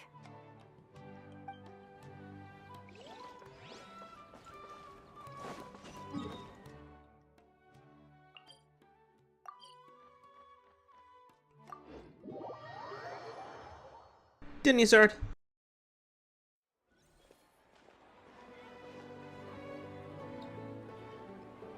Let's talk about Dunyarzad first. It's such a relief that she's alright. After we parted on the last day of the Sub-Zero's festival, I left the city and saw what the Traveler had described. Among the countless dreams, I found one that was growing fainter and fainter. This proved my suspicion. Once Dunyarzad could no longer bear the Akasha harvesting her dreams, her consciousness began to dissipate. But this also meant it escaped the Akasha's control. Such a small fragment of consciousness can't last for very long, though. It will return to its original dream. Where both will gradually fade until they completely disappear. I used all the power I had to keep her dying dream alive as long as possible. But it still wouldn't have lasted for much longer if it hadn't been for you two breaking the samsara. So it looks like we did manage to save Dunyarzad in the end. And not a moment too soon. Very happy ending indeed. Huh? Why are you two smiling so happily? I thought you'd be so moved that you'd start crying. I need to spend more time observing human emotions. Both are fine. Everyone reacts differently. All right. You two must have a lot of other questions for me, right? After all, you saved my faithful believer. As you're Why do you look like Catherine? very accurate, I'm using the Akasha as a medium to occupy Catherine's consciousness. How did you do that? Poor Catherine. Does this mean you can also occupy other people's consciousnesses? Theoretically, I can enter anyone's mind as long as they're wearing their Akasha terminal. Sus. The Akasha is the legacy of Greater Lord Rukkhadevata. As Lesser Lord Kusanali and the first Akasha terminal, my consciousness has always been linked to the Akasha. I've always respected my people's free will, so I've never actually occupied their consciousness. When necessary, I just borrow this bionic Snezhnayan puppet. Hold on. Did we just learn some deep, dark secret? So Catherine is... No wonder Paimon felt something was off about her. What about your own body? Why do you need to borrow other people's? Don't you live in the sanctuary of Surasthana? That story begins a long time ago. After Greater Lord Rukkhadevata disappeared, the sages found my newly born self and took me back to Sumeru. At that time, I was young and weak. The sages kept me in the sanctuary of Surasthana, ostensibly for the sake of protecting me. But I've hardly heard from them since. Those probably aren't even the same sages that saved you then. However, I do understand that they had hoped to find Greater Lord Rukkhadevata instead of me, a symbol of her passing. Yeah, you see, this is what I was talking about earlier. So, the sages basically basically put their new Archon under house arrest? How dare they! Why don't you teach them a lesson, Nahida? In some ways, they aren't wrong. Greater Lord Rukkhadevata was omniscient and omnipotent. Even after her death, the Akasha is still empowering this nation. And I'm still really far away from being able to call myself the God of Wisdom. Moreover, the Academia is also more proficient at governing this country.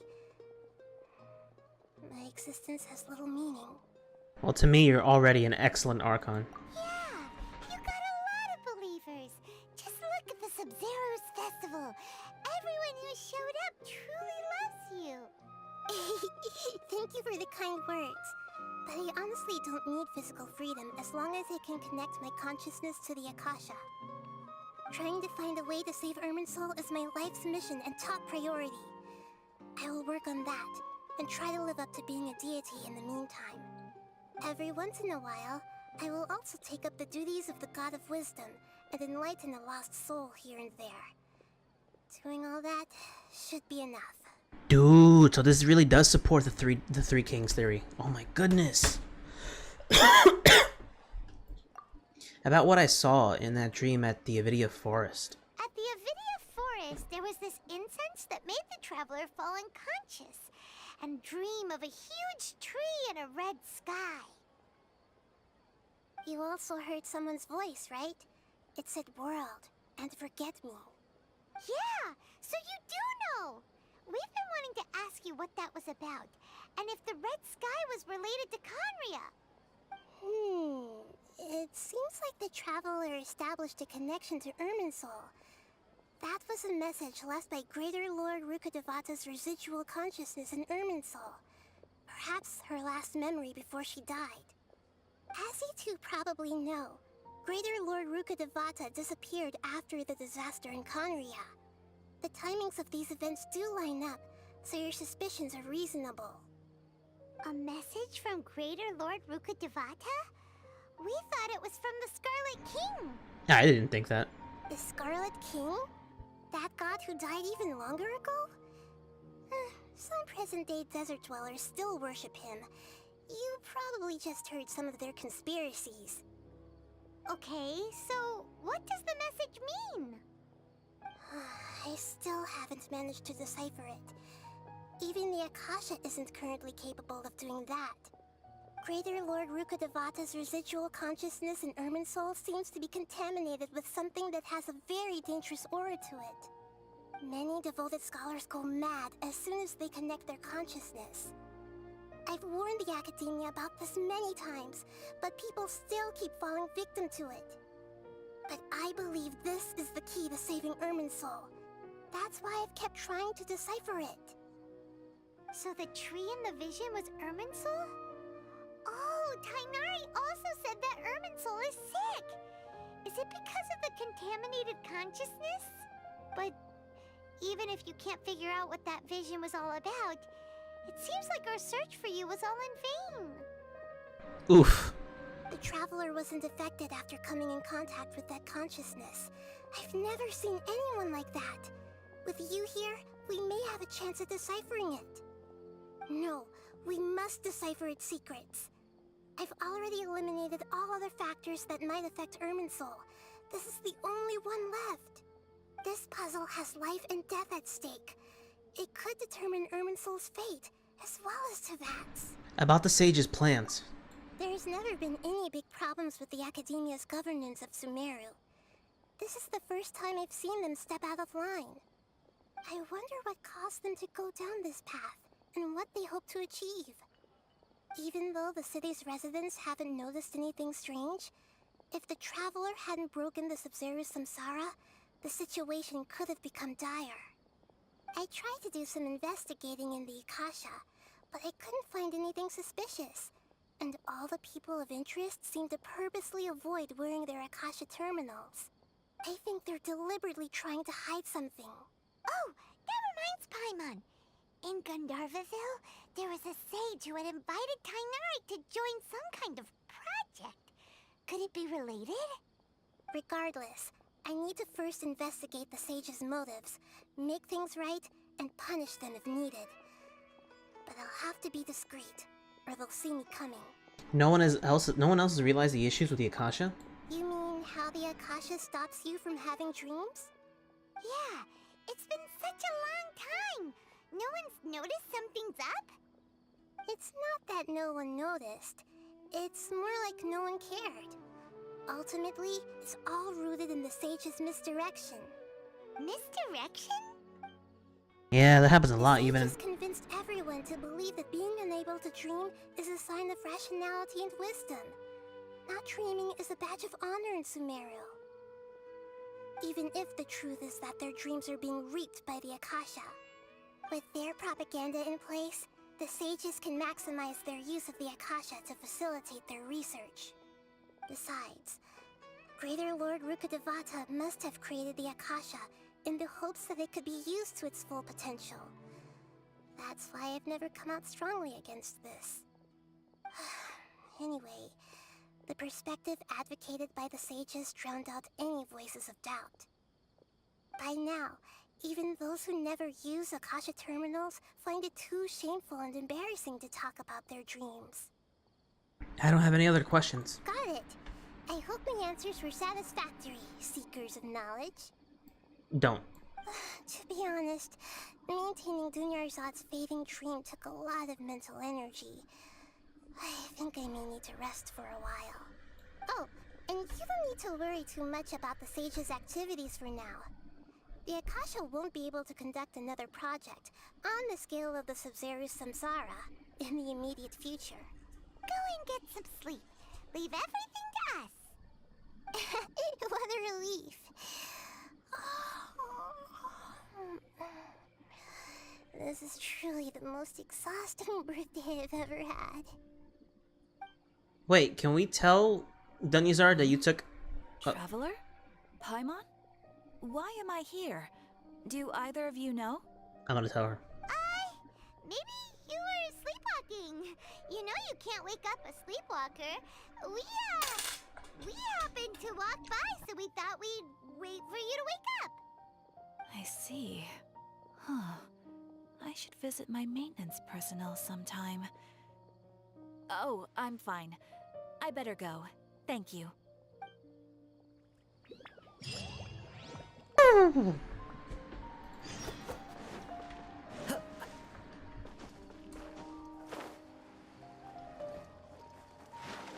Oh, it's water. Okay, I was trying to freaking, you know. Anyway, I'm going to bed. Holy, it's been so long. Oh my goodness. And that's it for these story quests. I'm gonna have to compile everything and make it into a few videos. I haven't done that in a while. I'm gonna do Tignari's story quest next. Volpe Zadara chapter. Zadara? Zadara? Zadara. Zadar. Woo -woo.